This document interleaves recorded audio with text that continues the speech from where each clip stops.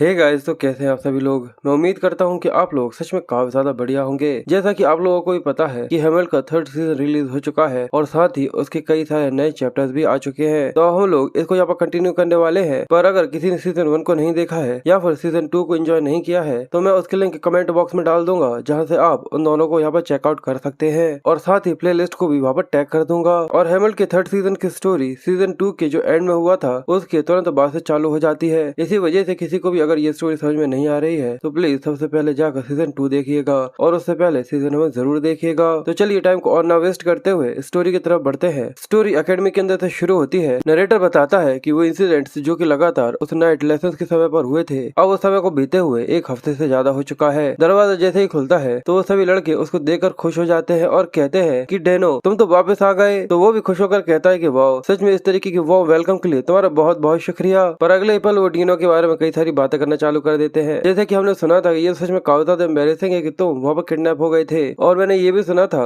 कि जो तुम्हारे ग्रुप मेंबर थे वो सच में तुम्हें बचाने के लिए बहुत ज्यादा कोशिश कर रहे थे। तुम्हें तो अपने मरते दम तक उन लोगों का काफी ज्यादा ग्रेटफुल होना चाहिए। और धीरे धीरे कर जो उसके एक्सप्रेशन थे वो काफी ज्यादा बुरे होते जा रहे थे। जैसे कि अब उसे हर एक चीज का काफी ज्यादा गिल्ट महसूस हो रहा हो। बेचारा ये सोच रहा होगा कि शायद उसे यहाँ पर आना ही नहीं चाहिए था। पर अगले पल उस लड़के के सर पर एक टपली बजती है और पीछे से आया हुआ अज़ूका उससे कहता है कि हे, अब चुप हो जाओ कमीने, चलो देखते हैं कि अगर तुम यहाँ पर किडनैप हो गए तो क्या तुम वहाँ पर सर्वाइव कर पाओगे। वो हैरान था। वो कहता है क्या अज़ूका यहाँ पर डीनो की तरफ से बोल रहा है। दूसरा लड़का कहता है मुझे भी यहाँ पर किसी तरीके का कोई वहम हो रहा हो, क्या ये किसी तरीके का कॉमरेड के लिए प्यार है। पर वो चिल्लाता है कि मैं उसकी तरफ से नहीं बोल रहा हूँ, मैं ये सब इसी वजह से कर रहा हूँ कि तुम लोग कमीने बिल्कुल किसी बेवकूफों की तरह एक्टिंग कर रहे हो। जेम्स कहता है कि पर वो तो हेमल्ड था ना जिसने उस असैसिन को वहाँ से भगाया था, मैंने सही कहा ना। तो ये सुनकर वो गुस्से में कहता है कि अगर तुम यहाँ पे क्या कह रहे हो, वो मैं था जो कि उसे मौत तक घसीटते हुए लेकर गया था, वो मैं था जिसने उसकी हालत काफी खराब कर दी थी और वो मरते मरते रहा था। तो आखिर वो अकेला जिसने उस असैसिन को वहाँ से भगा दिया, उसी को सारे क्रेडिट क्यों दे रहे हो। पर वो अभी भी हेमल्ड के बारे में कह रहे थे। हमने सुना था कि वो हेमल्ड से डरकर भाग गया था, इसलिए तो उसे सारे क्रेडिट्स देने चाहिए। तुम्हें तो हेमल्ड का ग्रेटफुल होना चाहिए, उसकी वजह से तुम्हारी जान बच गई। पर ये सुनकर उसके चेहरे पर उसका गुस्सा साफ साफ दिख रहा था।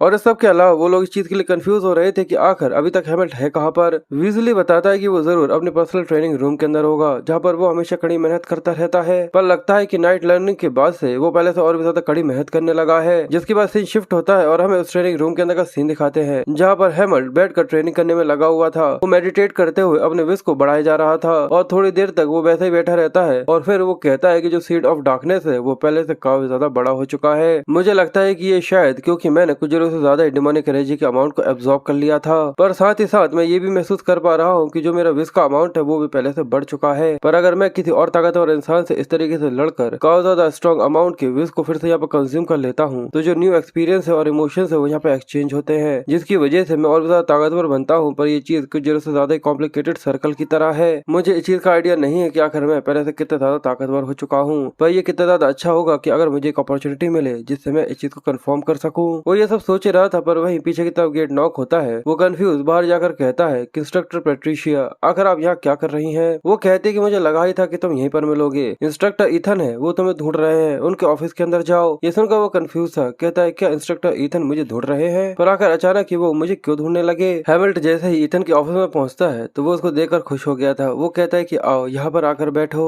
साथ ही वो उससे पूछता है कि आखिर अब तुम्हें कैसा लग रहा है। हेमल्ड बताता है कि मैं ठीक हूँ, मैं शुरुआत से ही ज्यादा घायल नहीं हुआ था। वो कहता है कि तुम जरूर अभी तक के पहले इस अकेडमी के अंदर के ऐसे इंसान हो जो कि एक ए रैंक असैसिन से लड़ाई करने के बाद भी काफी ज्यादा कम चोटों के साथ यहाँ पर सर्वाइव कर आया है। अगर डेरेन इसके बारे में जानता तो वो जरूर तुम्हारे ऊपर गर्व करता। वो सोचता है कि अगर मैं वहाँ पर हार जाता तो वो जरूर मुझे बहुत ज्यादा डांटता। पर मुझे इस चीज के पास शक है कि अगर मैं जीत भी जाता तो क्या वो मुझे प्रेज करता। ईथन उससे कहता है कि ये सब छोड़ो, मैं सीधे पॉइंट पर आता हूँ। ईथन कहता है कि ये सब छोड़ो, मैं सीधे पॉइंट पर आता हूँ कि आखिर मैंने तुम्हें यहाँ पर क्यों बुलाया है। क्योंकि अब फाइनल एग्जाम्स के बाद यहाँ पर एक काफी लंबा ब्रेक होने वाला है। मैं यही जानना चाहता था कि स्कूल ब्रेक में क्या तुम्हारा कोई प्लान है। वो कहता है कि हाँ, मुझे पूरे में घूमना है और मर्सनरी के काम करने हैं। वो पूछता है क्या ट्रैवलिंग, क्या तुमने पहले से ही कहीं पर जाने के बारे में सोच कर रखा है। वो कहता है कि हाँ। इसलिए ईथन थोड़ा परेशान था। वो कहता है कि मैं ये चीज श्योर करना चाहता हूँ क्योंकि मैं इस चीज के लिए बिल्कुल भी श्योर नहीं हूँ कि अकेडमी के अंदर ऐसा कोई है जो कि तुम्हें सोर्स में शिप सिखा सके। हेमल्ड कहता है कि अगर आपने ये बात कही है तो मुझे भी ऐसा लगता है कि जो नेक्स्ट लेवल पर मैं अभी पहुंचा हूँ उस प्रीवियस इंसिडेंट की वजह से ये चीज सच में काफी ज्यादा अच्छी होगी कि अगर मुझे ये पता चल सके कि आखिर मैं कितना ज्यादा इम्प्रूव हो चुका हूँ। ईथन ये सुनकर काफी खुश था। वो कहता है कि सच में ये सुनकर तो मुझे काफी ज्यादा अच्छा लग रहा है, पर एक और क्वेश्चन था जो कि मैं तुमसे पूछना चाहता हूँ, पर मैं पूरे से श्योर नहीं हूँ कि शायद ये चीज तुम्हारे लिए काफी ज्यादा काम कर सकती है। पर एक चीज है जो कि मैं तुम्हें बताना चाहता हूँ। ये सुनकर वो कंफ्यूज था।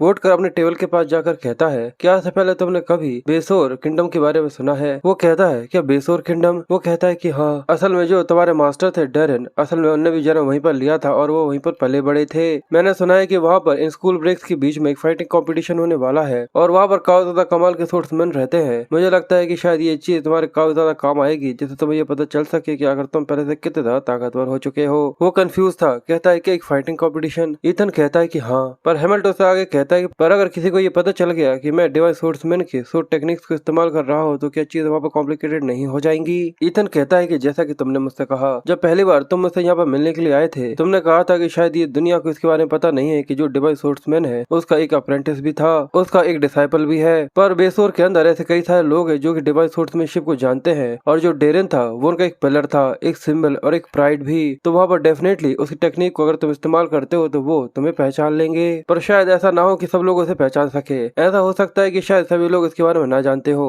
पर जो डेरेन के पल्मा नाइट थे जिनके साथ वो काम किया करता था, वो लोग तुरंत ही इस स्पोर्ट्समैनशिप टेक्निक को यहाँ पर समझ जाएंगे। हैमल्ड कहता है, क्या द पल्मा नाइट? इसलिए इथन आगे कहता है कि अगर तुम उस फाइटिंग कंपटीशन में ज्वाइन करना चाहते हो तो तुम वहाँ पर केवल पब्लिक स्पोर्ट्समैनशिप टेक्निक को इस्तेमाल करना, क्योंकि वैसे भी जितनी पब्लिक स्पोर्ट टेक्निक्स है वो भी सच में काफी ज्यादा अच्छी टेक्निक्स है। इनकी वजह से तुम्हें कोई भी नुकसान नहीं होगा। पर वो कहता है कि मैं भी इस सब के बारे में सोच रहा था, पर मुझे ऐसा लगता है कि ये चीज ज्यादा अच्छी नहीं होगी कि अगर मैं अपनी स्पोर्ट टेक्निक को छुपाने के बजाय अपने चेहरे को छुपा सकूं। मैं ऐसा नहीं चाहता कि वहाँ पर जाकर कोई और दूसरी सिचुएशन मेरे सामने आकर खड़ी हो जाए। ईथन कहता है कि मैं ये समझ सकता हूँ कि ब्लैक हॉक ने जो अभी अभी तुम्हारे ऊपर हमला किया था उसकी वजह से तुम्हें काफी ज्यादा कड़े समय का सामना करना पड़ा था, पर क्या सच में ब्लैक हॉक के साथ चीजें ठीक हो चुकी हैं? ऐसा नहीं है कि मुझे इस चीज के ऊपर भरोसा नहीं है कि तुमने कहा था कि वो तुम्हारे पीछे नहीं आएंगे, पर मुझे इस चीज की चिंता है कि ऐसा ना हो कि ब्लैक हॉक अपने प्रॉमिस को पूरा ना करे। हैमिल्ट कहता है कि आपको इसकी चिंता करने की जरूरत नहीं है, क्योंकि मेरे पास एक काफी ज्यादा अच्छी वजह है जिस वजह से मैं उनके ऊपर यकीन करता हूँ कि वो अपने वादे को पूरा जरूर रखेंगे। ईथन कहता है कि ये सब ठीक है, पर फिर भी तुम काफी ज्यादा सावधान रहना, क्योंकि उस फाइटिंग कॉम्पिटिशन के अंदर काफी ज्यादा पावरफुल पार्टिसिपेंट्स भी आ सकते हैं। पर क्या अब तुम फिर से ट्रेनिंग सेंटर के अंदर जा रहे हो? वो कहता है कि नहीं, असल में एक प्रैक्टिकल फाइनल एग्जाम के बारे में अनाउंस किया गया था, इसलिए मैं क्लासरूम के अंदर जा रहा हूँ। ईथन कहता है कि मैं पूरी तरह से श्योर हूँ कि तुम काफी अच्छा करोगे, पर उस इंस्ट्रक्टर से नफरत मत करने लगना जो कि तुम्हारे को जरूरत से ज्यादा टेस्ट लेने की कोशिश करे। जिसके बाद सीन शिफ्ट हो गया था और हमें हैमिल्ट को थोड़ा सा कंफ्यूज से दिखाते हैं, क्योंकि वो एलन को अपने सामने देख रहा था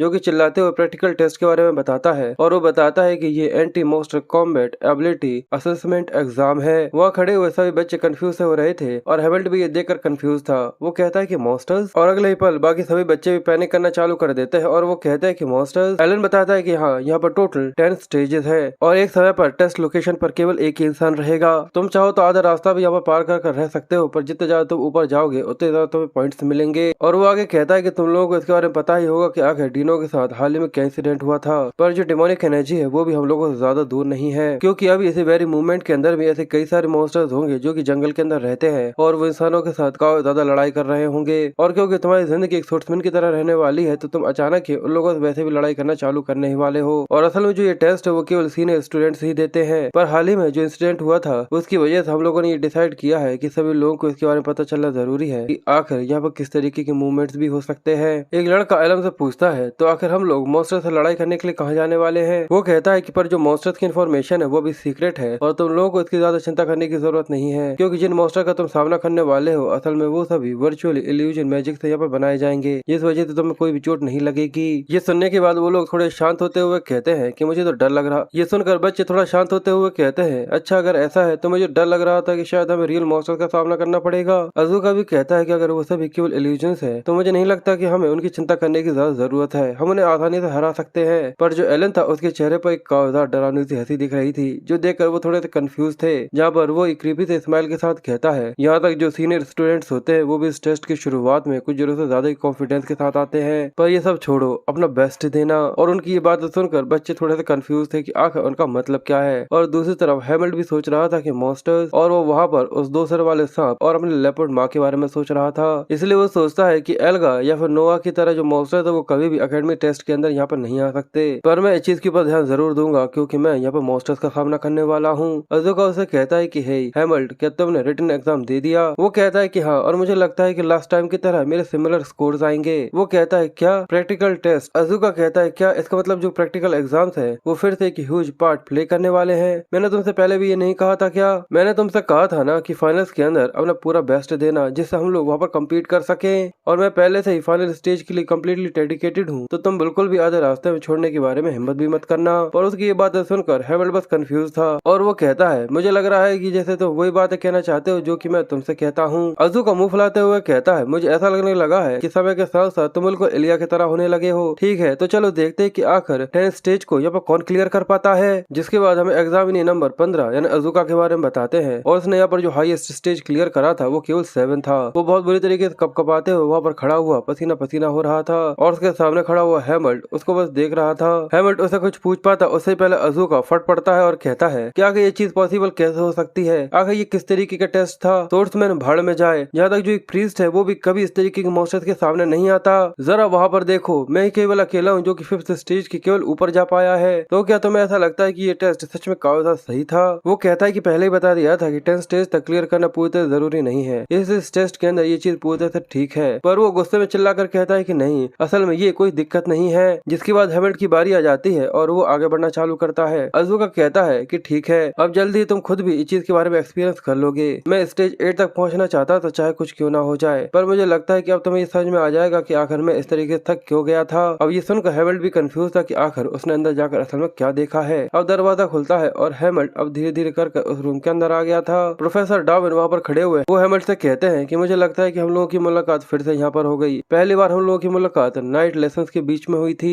और हैमल्ड को भी उनका नाम पता था। ये सुनकर वो कहता है कि मैं खुश हूँ कि तुम्हें मेरा नाम पता है, और जो डिपार्टमेंट ऑफ सोर्ट्समैनशिप के स्टूडेंट्स हैं उनके साथ मेरा ज्यादा इंटरेक्शन नहीं होता, पर मुझे अच्छी तरीके से तुम याद हो। और सबके अलावा मैजिक के रिगार्डिंग मिड टर्म के बीच में तुमने काफी ज्यादा अच्छा सा आंसर भी दिया था। वो आगे कहते तो चलो बातें बहुत हो गई, अब क्या तुम फिर से मुझे वो चेहरा दिखाओगे जो कि तुम डार्कनेस के उन मॉन्स्टर के सामने लड़ते हुए दिखा रहे थे। और ये कहते हुए प्रोफेसर डार्विन अपने मैजिक को इस्तेमाल कर इस टेस्ट को यहाँ पर शुरू कर देते हैं। वो भी अपनी तलवार को बाहर निकालते हुए कहता है कि मैं बस वही करता हूँ जो कि करना जरूरी होता है। जिसके बाद एक तेज ग्रीन लाइट उसके सामने चमकती है और टेस्ट यहाँ पर शुरू हो गया था। एक काफी ज्यादा बड़ा सा बनी जो कि काफी ज्यादा खतरनाक दांतों के साथ उसकी तरफ बढ़ रहा था। ये स्टेज 1 का मॉन्स्टर रेविड मॉन्स्टर है। वो बड़े ही आराम से पर एक ही अटैक के अंदर उसे बीच में से काट कर उसके 2 टुकड़े कर देता है। डार्विन भी ये देखकर शौक सा रह गया था। हैमल्ड कहता है तो अच्छा, इल्यूजन इस तरीके का महसूस होता है। डार्विन अभी भी कंफ्यूज था। वो कहता है कि इसके अंदर जरा से भी हेजिटेशन नहीं है, ये कोई टैलेंट नहीं है बल्कि एक अलग ही तरीके का एक्सपीरियंस लेवल है जिसकी वजह से इस तरीके का रिजल्ट सामने आ रहा है। हैमल्ड, मैं ये जानना चाहता हूँ कि आखिर जो तुम्हारी एबिलिटीज की लिमिट है आखिर वो कहाँ तक पहुँच चुकी है। और ये सोचते हुए वो सेकंड स्टेज को भी यहाँ पर क्लियर कर देता है। जिसके बाद एक बड़ा सा मेढक उसके सामने आता है पर उसे भी मार कर वो 3rd स्टेज को भी क्लियर कर चुका था। जिसके बाद एक बड़ा सा सांप उसके सामने आता है पर उसके भी 2 टुकड़े कर वो स्टेज 4 को भी क्लियर कर देता है। जिसके बाद एक बड़ा सा भेड़िया उसके सामने आता है तो उसकी छाती के अंदर भी अपनी तलवार को धंसाकर वो 5th स्टेज को यहाँ पर क्लियर कर लेता है। जिसके बाद एक बड़ी सी मधुमक्खी उसके सामने आती है पर वो उसके भी 2 टुकड़े कर 6th स्टेज को भी यहाँ पर क्लियर कर चुका था। जिसके बाद 7th स्टेज के अंदर एक बड़ा सा मेंटिस उसके सामने आ जाता है पर उसके भी वो 2 टुकड़े कर उसे भी यहाँ पर बड़े ही आराम से मार चुका था। अब 7 स्टेज यहाँ पर क्लियर होने के बाद उसके चेहरे पर भी थोड़ा सा पसीना आ गया था। वो कहता है अब स्टेज 8 शुरू होने वाली है जहाँ पर अज़ूका ने हार मान ली थी, तो चलो देखते हैं कि आखिर उसके सामने क्या आया था।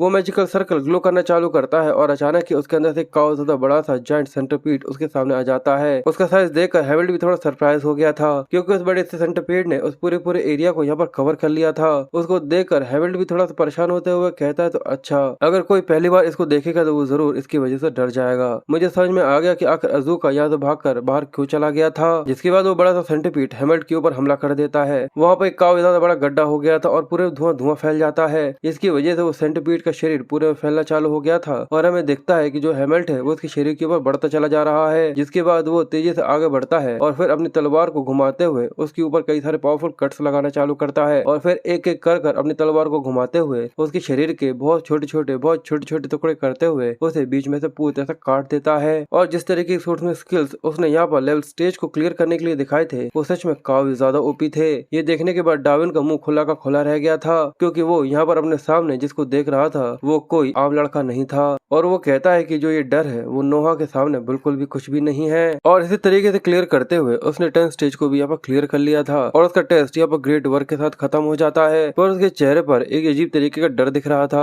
वो कहता है कि मुझे अजीब सा महसूस हो रहा है, मुझे पता है कि ये एक टेस्ट था पर जो 10 स्टेज का मॉन्स्टर था वो देखकर ऐसा लग रहा था जैसे कि वो एग्जामिनर की इविल इंटेंशंस को यहाँ पर दिखा रहा हो। डार्विन दरवाजा खोलकर वहाँ पर आ जाते हैं जो कि उससे कहते हैं कि तुमने सच में काफी ज्यादा अच्छा कमाल किया, तुम पहले से काफी ज्यादा ताकतवर हो चुके सके हो। केवल कुछ ही ऐसे लोग हैं जो कि 10th स्टेज के मॉन्स्टर को यहाँ पर खत्म कर पाते हैं। और जब से ये मैजिक टेस्ट यहाँ पर चालू हुआ है उसके बाद से तुम पहले सेकंड ईयर के स्टूडेंट हो जिसने इस चीज को यहाँ पर क्लियर किया है। मुझे तुम्हारे ऊपर गर्व है। हैमिल्ट कहता है कि अच्छा ऐसा है, और वो आगे कहते हैं कि मुझे शायद नहीं पता कि तुम्हें इसके बारे में पता है, पर जो स्टूडेंट 10th स्टेज को यहाँ पर क्लियर कर लेता है उसे एक आर्टिफैक्ट दिया जाता है उसे कांग्रेचुलेट करने के लिए। हैमिल्ट कहता है कि अच्छा ऐसा है, मैंने तो इसके बारे में कुछ भी नहीं सुना था। वो कहते हैं तो बताओ आखिर तुम्हें किस तरीके का आर्टिफैक्ट चाहिए, आखिर तुम्हारे दिमाग में क्या चल रहा है, मैं तुम्हारे लिए बना दूंगा। वो थोड़ी देर सोचता है और थोड़ी देर में उसके दिमाग में ये चीज आ जाती है। वो कहता है कि शायद ये चीज पॉसिबल हो सकती है कि किसी की जो अपीयरेंस है उसे यहाँ पर चेंज किया जा सके, जैसे कि उसका चेहरा या फिर उसके बाल। वो कंफ्यूज कहते हैं कि हाँ ये चीज पॉसिबल है। अच्छा रुक जाओ, पर ये तो बहुत ही ज्यादा आसान है जितना कि मैंने सोचा था। हैमिल्ट बताता है कि हाँ मैं भी यही चाहता हूँ कि अगर मैं कभी भी बाहर जाऊँ तो चीजें काफी ज्यादा खराब ना हो जाए। वो कहते हैं कि अच्छा क्या तुम यहाँ पे जो रिसेंट इंसिडेंट हुआ था उसके बारे में बात कर रहे हो जो कि काफी ज्यादा खतरनाक था। ठीक है मैं तुम्हें इसके बारे में बता दूंगा जैसे वो आर्टिफैक्ट यहाँ पर कंप्लीट हो जाएगा। ये सुनकर वो उनका शुक्रिया करता है, पर अचानक ही वहाँ पे काफी ज्यादा तेज कंपन महसूस होती है जिसकी वजह से पूरा पूरा रूम यहाँ पर शिवर करना चालू हो चुका था। और वो लोग ये देखकर समझ चुके थे कि आखिर ये सब यहाँ पर किसकी वजह से हो रहा है। और डार्विन बताते हैं कि ये मैजिक डिपार्टमेंट के टेस्ट ग्राउंड है, वहाँ से आ रहा है। और हम एक हाथ दिखाया जाता है जिसके अंदर से निकलने वाली ओमनियस एनर्जी उस इंस्ट्रक्टर को बहुत बुरी तरीके से डरा चुकी थी और वो अटैक पूरे ग्राउंड को यहाँ पे पूरी तरह तबाह कर देता है। और गुस्से में इलिया बस उसकी तरफ देख रहा था।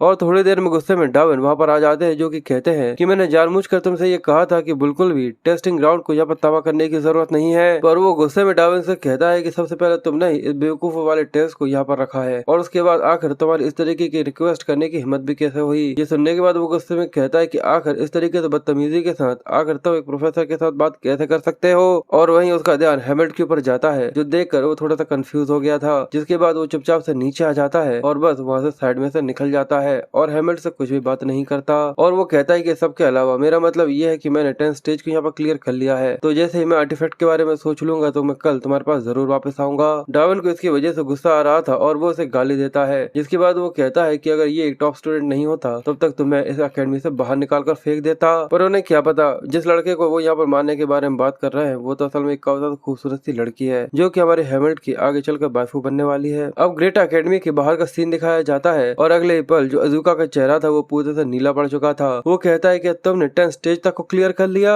मुझे तो इस चीज के ऊपर यकीन ही नहीं हो रहा। ठीक है तुम टॉप स्टूडेंट के स्पॉट को रख सकते हो, वैसे भी आखिर जो 10th स्टेज का मॉन्स्टर था आखिर वो कैसा दिखता है। हैमिल्ट बताता है कि अगर डिफिकल्टी के टर्म्स में बात की जाए तो तुम इसे काफी आसानी से हरा सकते थे, पर ऐसा लगता है कि जो आखिरी टेस्ट था उसमें हमें हमारे फेयर से बाहर निकल कर आना था। वो कहता है कि फेयर, अगर तुम वहाँ पर किस तरीके की बात कर रहे हो। वो थोड़ी देर के लिए चुप हो जाता है और वो बताता है कि वहाँ पर 100 से भी ज्यादा बहुत बड़े बड़े काकरोच आ गए थे और ऐसा लग रहा था जैसे कि वो एक दूसरे के साथ मर्ज हो जाएंगे। पर क्या तुम्हारा दिमाग पूरी तरह से ठीक है? ऐसा नहीं है कि जैसे कि मैं कीड़ों से डरता हूँ, पर इसकी वजह से मुझे थोड़ा सा अजीब सा महसूस होता है। और साइन वहाँ पर बैठा हुआ चुपचाप से उन लोगों को देख रहा था और वो बस अपनी ड्रिंक को यहाँ पर एंजॉय करते हुए मुस्कुरा रहा था। उसका चेहरा यहाँ पर अलग ही तरीके से चमक रहा था। वो कहता है कि ये काफी खुशी की बात है कि इस बार मुझे यहाँ पर बिल्कुल भी स्ट्रगल नहीं करना पड़ा। जिसके बाद सीन शिफ्ट होता है और हम हैमिल्ट और अजूका को दिखाते हैं जो कि सीढ़ियों से नीचे उतर रहे थे, पर अचानक पीछे से चार्लोट की आवाज आती है जो कि उसे कहती है कि हैमिल्ट, तुम्हारा सेकंड ईयर के फर्स्ट स्टूडेंट जिसने 10th स्टेज को यहाँ पर क्लियर किया है उसके लिए तुम्हें बहुत बहुत बधाई हो।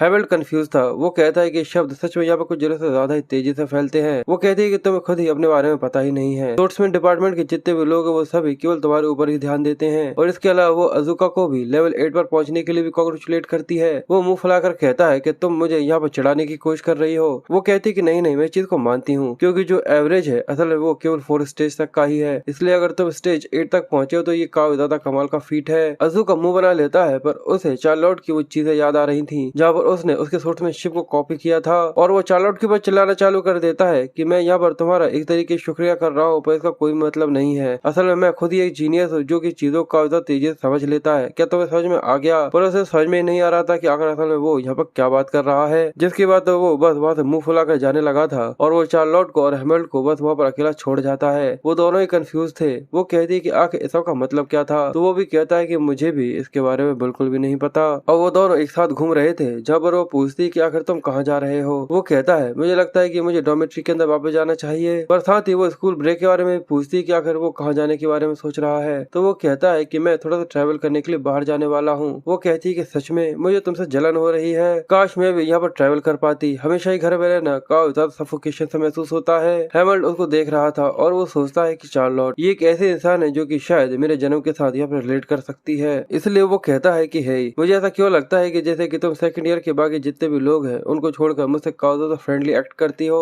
ये सुनकर वो कहती, क्या मुझे माफ कर दो अगर मैंने तुम्हें यहाँ पर ऑफेंड कर दिया हो। तो वो कहता है कि ऐसा नहीं है कि जैसे कि तुमने मुझे कोई ऑफेंड कर दिया हो, पर वो समझाती है कि उसे बाकी लोगों के बजाय हैमल्ट से बात करने में काफी ज्यादा आसानी से महसूस होती है। हैमल्ट उसकी बातों को यहाँ पर समझने की कोशिश कर रहा था, जिसके बाद वो कहती है कि मुझे माफ कर देना, जरूरत से ज्यादा बातें करने के लिए अब तुम आराम करने के लिए जा सकते हो, मैं भी यहाँ से जा रही हूँ। पर वही हैमल्ट उसे टोकते हुए कहता है कि स्कूल ब्रेक के बाद अगर तुम्हें ऐसा लगता है कि तुम अभी से पहले ज्यादा ताकतवर हो चुकी हो तो तुम कभी भी मेरे पास डुएल करने के लिए आ सकती हो। ये सुनकर वो वहाँ से जाने लगी थी और कहती है, अगर ऐसा है तो ठीक है, मैं तुमसे चीज का वादा करती हूँ। पर बेचारे के चेहरे पर एक थोड़ा सा डर सा दिख रहा था। वो कहता है कि अगर इलिया को इसके बारे में पता चल गया तो वो जरूर फिर से गुस्सा हो जाएगा, पर उसे क्या पता कि वो गुस्सा नहीं, असल में लड़कियों के बीच की जलन है। जिसके अगले सीन में हमें इलिया को दिखाते हैं जो कि एक ब्रेसलेट हैमल्ट को दे रहा था। वो ये देखकर थोड़ा कंफ्यूज था। वो कहता है कि आखिर ये क्या है। वो बताता है कि असल में ये एक ब्रेसलेट है जो कि कम्युनिकेशन मैजिक के साथ इम्यून है। तुम इसे क्रिस्टल बॉल की तरह समझ सकते हो। ये एक ऐसा आर्टिफैक्ट है जो कि स्टेज 10 को क्लियर करने की वजह से मुझे मिला है। और वो डिटेल में बताता है कि अगर तुम इसके अंदर जरा से भी इसको पोर करोगे तो ये दूसरे ब्रेसलेट को सिग्नल दे देगा जो कि मैंने यहाँ पर पहना हुआ है, जिसकी वजह से एक्चुअली में हम लोगों को बात करने की जरूरत नहीं पड़ेगी। पर वो कंफ्यूज था। वो कहता है कि अगर तुम तुम्हारे रिवॉर्ड को मुझे क्यों दे रहे हो। वो कहता है कि क्योंकि ये आर्टिफैक्ट मैंने तुम्हारे लिए ही बनवाया है। तुम हमेशा ही दिक्कतों को अपनी तरफ खींचते हो, इसलिए कभी भी तुम्हें जरूरत हो तो तुम तुरंत ही मुझे कांटेक्ट कर सकते हो। वो कहता है, पर मुझे लगा था कि तुम्हें दूसरों को डिस्टर्ब करना काफी ज्यादा बुरा लगता है। ये सुनकर वो हैमल्ट से बोलता है कि तुम्हें इससे कोई दिक्कत है। वो कहता है कि नहीं, पर मैं पूरी कोशिश करूंगा कि जब मुझे जरूरत से ज्यादा ही जरूरत हो तभी मैं इसका इस्तेमाल करूं। ये सुनकर वो गुस्से में उसकी तरफ देख रहा था और उसके चेहरे पर थोड़ी सी शर्म सी आ गई थी। उसके गाल लाल हो गए थे। जिसके बाद वो उसके स्कूल ब्रेक के बारे में पूछता है कि वो घर जाएगा। वो कहता है कि नहीं। ये सुनकर वो कहता है कि सच में इस अकेडमी के सभी लोगों को घर जाना बिल्कुल भी अच्छा नहीं लगता। कहता है कि आखिर तुमसे ऐसा किसने कह दिया। तो वो बताता है कि अजुका ने। और फिर नरेटर हमें बताता है कि इस चीज को केवल 6 महीने ही हुए थे जैसे वो फॉरेस्ट ऑफ रूट से बाहर निकला था और उसने उसके बाद से काफी सारे नए नए दोस्त बनाए हैं, जिसकी वजह से वो एक ही जगह पर बंद कर रह गया था।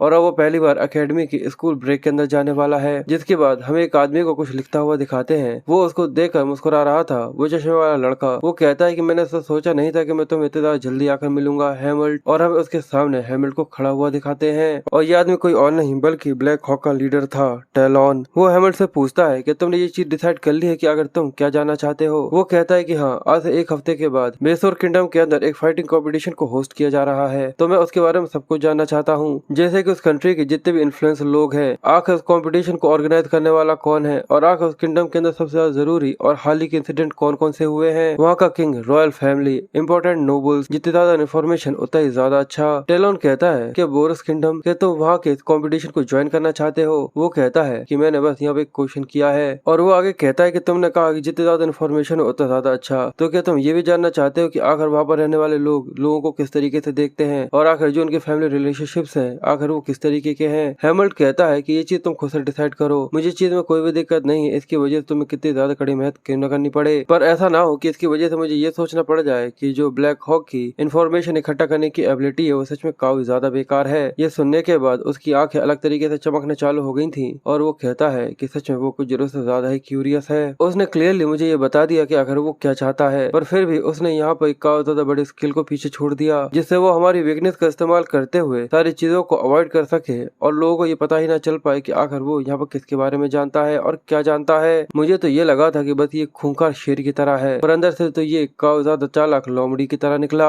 इसलिए वो हैमल्ट से कहता है कि ठीक है, मैं सारी इन्फॉर्मेशन तैयार कर तुम्हें इसके बारे में जरूर बताऊंगा, पर आखिर तुम उन डॉक्यूमेंट्स को किस तरीके से पाना चाहते हो। वो कहता है कि तुम बोरोस के मर्सनरी गिल्ड के अंदर उसे छोड़ देना, मैं वहाँ से उन्हें इकट्ठा कर लूंगा। वो कहता है कि ठीक है, जैसे डॉक्यूमेंट्स रेडी हो जाएंगे मैं तुरंत ही तुम्हें कॉन्टेक्ट करूंगा। और साथ ही वो एक सीक्रेट कोड कहता है कि एक ईगल क्लॉ कभी भी अपने प्रे को नहीं छोड़ता, इस चीज को याद रखना। और इसके अलावा वो हैमल्ट को इस फाइटिंग कॉम्पिटिशन के लिए गुड लक भी विश करता है। जिसके बाद उन दोनों के बीच की जो बातें थी वो यहाँ पर खत्म हो जाती हैं और वो सोचता है कि जब मैंने इसको यहाँ पर कॉल करने के बारे में सोचा था तो मुझे लगा नहीं था कि शायद ये यहाँ पर मान जाएगा, पर फिर भी मुझे काफी सावधान रहने की जरूरत है। और साथ ही वो बोरोस किंगडम के बारे में भी सोचता है कि काश वो एक ऐसी अच्छी जगह हो जहाँ पर वो कुछ समय तक सही से रह सके। जिसके बाद हम एक तेज चमकती हुई धूप का सीन दिखाते हैं और उसके सामने हमें एक दूसरे किंगडम को दिखाया जाता है और यही द बोरोस किंगडम है। और ये तेज चमकती हुई धूप केवल यहाँ पर रहने वाले लोगों के लिए नहीं थी, बल्कि दूसरी तरफ हमें रेगिस्तान में एक लड़के को चलते हुए दिखा रहे थे, पीले वाला लड़का, जो कि काफी ज्यादा पसीना पसीना होते हुए बस बोरोस किंगडम की तरफ ही बढ़ रहा था और बेचारे की कंडीशन काफी ज्यादा बुरी और बदतर से बदतर होती चली जा रही थी। वो कहता है कि ये बहुत ज्यादा गर्म है और असल में ये तो हमारा MC हैमिल्ट है जो कि अपनी अपीयरेंस को बदल कर यहाँ पर बोरोस किंगडम की तरफ ही बढ़ रहा था। तो इसकी वजह से उसे यहाँ की जो धूप थी उसका भी सामना करना पड़ रहा था। वो कहता है कि मुझे पहले से इस चीज के बारे में समझ जाना चाहिए था कि जो इनका 1/4 हिस्सा है वो पूरे डेजर्ट के अंदर है, पर जो फॉरेस्ट ऑफ रूट था वो पूरे साल हमेशा ठंडा बना रहता था। मैं बड़ी मुश्किल से कैसे ही करते हुए उस ठंड को सह पा रहा था, पर यहाँ पर जो इसकी गर्मी है वो तो मुझे बिल्कुल भी सहन नहीं हो पा रही। मुझे लगता है कि मुझे इस तरीके के वीक कॉन्स्टिट्यूशन को नहीं रखना चाहिए, इसकी वजह से मुझे यहाँ पे हीट स्ट्रोक हो सकता है। और इसके अलावा बस यहाँ पे ये हीट ही नहीं है बल्कि जो ये अपीयरेंस है उसको भी रखना काफी ज्यादा मुश्किल है। इसमें से एक जो कम्युनिकेशन डिवाइस है जो कि एलिया ने मुझे दिया था और दूसरा डिस्गाइज आर्टिफैक्ट जो कि यहाँ पर मुझे मेरे रिवॉर्ड के तौर पर मिला था। ये लुक्स मेरे लिए पूरी तरह से ठीक है, पर फिर भी मुझे ऐसा लगा था कि मुझे थोड़ा सा ऐसा तो लगना चाहिए जिसमें मैं थोड़ा सोर्समैन की तरह लगूं। इसकी जो लुक्स है वो ज्यादातर मुझे सियान की तरह लगते हैं, पर मुझे लगता है कि मुझे कंप्लेन नहीं करना चाहिए क्योंकि पहले तो ये फ्री है और जो ये काम कर रहा है वो भी काफी कमाल का है। और ऐसे ही अपने आप से बातें करते हुए हैमिल्ट मेसोर किंगडम के अंदर आ गया था। वहाँ पर रहने वाले लोग बहुत ही ज्यादा सिंपल हैं। इनको देखकर मुझे गेम प्रिंस ऑफ पर्सिया की याद आ रही है क्योंकि उसके अंदर भी इस तरीके के स्ट्रक्चर्स को काफी ज्यादा दिखाया गया है। उसके बाद वो घूमते हुए एक टैवरन के अंदर आ गया था। जैसे ही वो अंदर आता है तो सभी लोग उसकी तरफ देखना चालू कर देते हैं। वो वहाँ पर आकर कहता है कि क्या मुझे कुछ ठंडा पीने के लिए मिलेगा, शराब को छोड़कर कुछ भी चलेगा। जिसके बाद वो उसको लेने के लिए जाता है और वो बैठते हुए सोचता है कि सच में यहाँ पर कई सारी जगह हैं जहाँ पर मुझे जाना है, पर मैं पहले ही काफी ज्यादा थक चुका हूँ। पर जैसे ही वो वहाँ पर बैठने लगा था पर अचानक ही एक आदमी वहाँ पर आकर स्टूल के ऊपर पैर रख देता है और वो उसको यहाँ पर देख रहा था। सच में बुली करने वाले लोग हर जगह मिल जाते हैं। वो हैमिल्ट से कहता है कि यंग मिस, ऐसा लगता है कि तुम इस जगह पर अकेली आ गई हो। तुम्हारे पास एक तलवार है, मुझे लगता है कि शायद तुम एक यंग मास्टर हो एक ग्रेट सोर्ट्समैनशिप हाउस होल्ड के। तो पीछे से एक आदमी कहता है कि हे, उस बच्चे को परेशान करना बंद करो। पर वो आदमी कहता है कि ओनर, मुझे वही चीज देना जो कि तुम यहाँ पे यंग मिस को देने वाले हो। पर जैसे ही वो स्टूल पर बैठ पाता उससे पहले हैमिल्ट उसे वहाँ से नीचे गिरा देता है। वो आदमी जैसे नीचे की तरफ गिरता है तो वो गुस्से में हैमिल्ट से कुछ कह पाता उससे पहले वो अपनी तलवार को निकाल कर उसके सामने के कुछ बाल उड़ा देता है और ये देखकर उस आदमी के चेहरे का रंग उड़ गया था और उसकी आंखें और मुंह फटे के फटे रह जाते हैं। वो काफी गुस्से में उस आदमी की तरफ देखकर कहता है कि मैं पहले ही इस बोरोस की गर्मी की वजह से काफी ज्यादा परेशान हूँ और अब तुम्हारे जैसे मच्छर भी मेरे आसपास घूम रहे हैं। ये सुनने के बाद आसपास का एटमॉस्फेयर काफी ज्यादा चेंज सा हो जाता है और ऐसा लगता है जैसे कि यहाँ पे काफी ज्यादा कमाल की और इंटेंस फाइट दिखने वाली है। पर अचानक की स्टोरी में एक ट्विस्ट आ जाता है। पर अचानक ही वो लोग जो कि ऐसा लग रहा था कि उसे लड़ने वाले हों वो खिलखिलाकर हंसना चालू कर देते हैं। वो कहते हैं कि सच में ये तो कुछ जरूर से ज्यादा ही कमाल का है, ये तो डिसेंट था, इसके पास तो काफी ज्यादा अच्छे स्किल्स भी हैं। और वो आदमी भी उसके पास आ जाता है और उसको गले लगाते हुए कहता है कि मुझे तुम पसंद आए ओनर, इसे जो चाहिए वो दो, इसके लिए पैसे मैं दूंगा। और हैमिल्ट परेशान होते हुए कहता है कि दूर हो जाओ, ये काफी ज्यादा गर्म है। और सच में ये सीन काफी ज्यादा फनी है। और हैमिल्ट परेशान होते हुए सोचता है कि आखिर ये क्या है। क्या बोरोस के लोग यूजुअली इसी तरीके से लोगों को ट्रीट करते हैं? इन लोगों की पर्सनैलिटी बेरोन की मर्सनरी ग्रुप से कुछ जरूर से ज्यादा ही अलग है। मुझे ऐसा लगता है कि मुझे यहाँ पर थोड़े और समय तक रहकर समझना होगा, पर शायद मुझे ऐसा नहीं लगता कि मैं फाइटिंग कंपटीशन के खत्म होने तक यहाँ पर इस तरीके से रह भी पाऊंगा। जिसके बाद वो एक लेडी के पास जाकर उससे अपने केप के ऊपर एक आइस स्पेल डलवाने का कहता है जिससे वो इस जगह पर सही से रह सके। वो कहती है कि ठीक है, 3 घंटे के बाद आ जाइएगा, ऐसा हो सकता है। जिसके बाद अब हैमिल्ट वहाँ से जैसे बाहर निकलता है तो उसे अपने सामने डेरन की एक स्टेच्यू दिखती है और वो उसको देखकर कहता है कि अच्छा, अब मुझे समझ में आया कि आखिर जो तुम्हारी फिट्स पर्सनैलिटी थी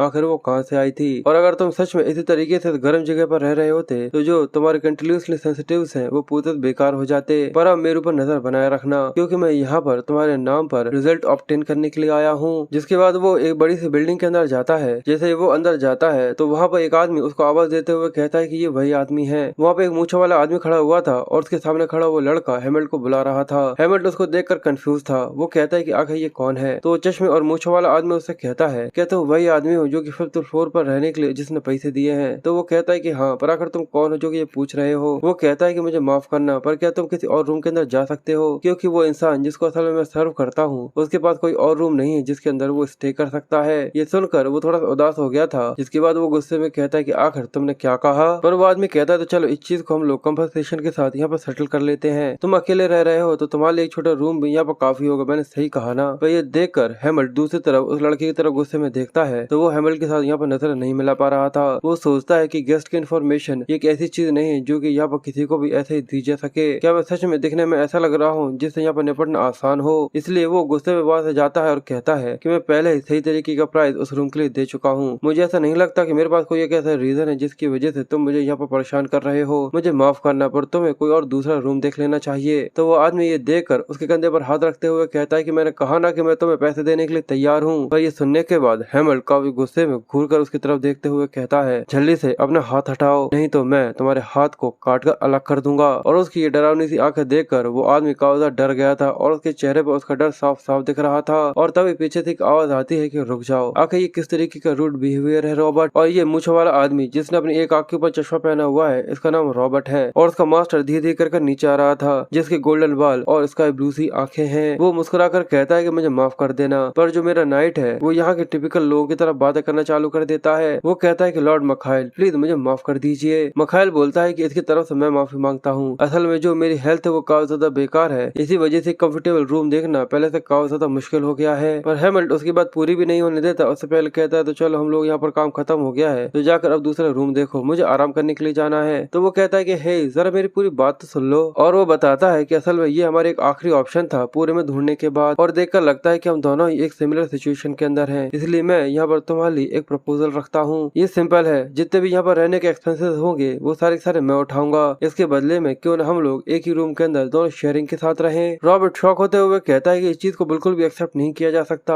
आप एक ऐसे इंसान के साथ रूम शेयर करना चाहते हैं जिसके बारे में आपको कुछ भी नहीं पता, ये कुछ जरा से ज्यादा ही खतरनाक हो सकता है। पर वो उसे टोकते हुए कहता है कि रॉबर्ट, और वो उससे पूछता है क्या तुम यहाँ पर जो दिक्कत खड़ी हुई है उसके बारे में रिस्पॉन्सिबिलिटी लेने के लिए तैयार हो, जो कि यहाँ पर अपने साथ बहुत सारी पॉसिबिलिटीज लेकर आ सकती है जिसके बारे में कोई भी आइडिया नहीं है, और या फिर तुम सॉल्यूशन को यहाँ पे एक्सेप्ट करोगे जो कि हमारे सर्वाइवल के लिए यहाँ पर जरूरी है। और रिकॉर्ड के लिए मुझे ऐसे किसी कुत्ते की जरूरत नहीं है जो कि अपने मास्टर के ऊपर सिर चढ़कर बोले, और इसके अलावा तुम्हें चिंता करने की जरूरत नहीं है, ये एक ऐसा इंसान नहीं है जो कि किसी भी इंसान के ऊपर बिना फालतू में हमला करना चालू कर दे। मेरे लोगों को देखने की नजर काफी ज्यादा अच्छी है, तो तुम इसकी चिंता करने की जरूरत नहीं है। ये सुनकर वो कहता है कि ठीक है, जैसा आप कहेंगे मैं वैसा ही करने के लिए तैयार हूँ। पर हैमल्ड उन लोगों को ही देख रहा था कि आखिर यहाँ पर ये हो क्या रहा है। मखाइल उससे कहता है तो क्या हम लोग इस कन्वर्सेशन को कंटिन्यू कर सकते हैं। हैमल्ड सोचता है कि ये यहाँ पर लोगों के साथ काम करने के बारे में सोचता है, उनको कमांड करने के बजाय, जो कि उसके नीचे है। ऐसा नहीं लगता कि ये इसका जो पहला इंप्रेशन है वो इतना ज्यादा अच्छा है, पर वो उससे कहता है कि सच में ये सब करना जरूरी है। मखाइल कहता है चिंता मत करो, मैं तुम्हारी प्राइवेसी को यहाँ पर बिल्कुल भी इंटरप्ट नहीं करूंगा, और इसके अलावा हम लोग एक दूसरा बेड लेकर आ जाएंगे। और हाँ, मेरी कोई भी अजीब सी हैबिट नहीं है, जब भी मैं सोता हूँ तो मैं तुम्हें डिस्टर्ब भी नहीं करूंगा। और इसके अलावा तुम देख ही सकते हो कि मेरे जैसे कमजोर दिखने वाला इंसान तुम्हें बिल्कुल भी कुछ नहीं कर सकता।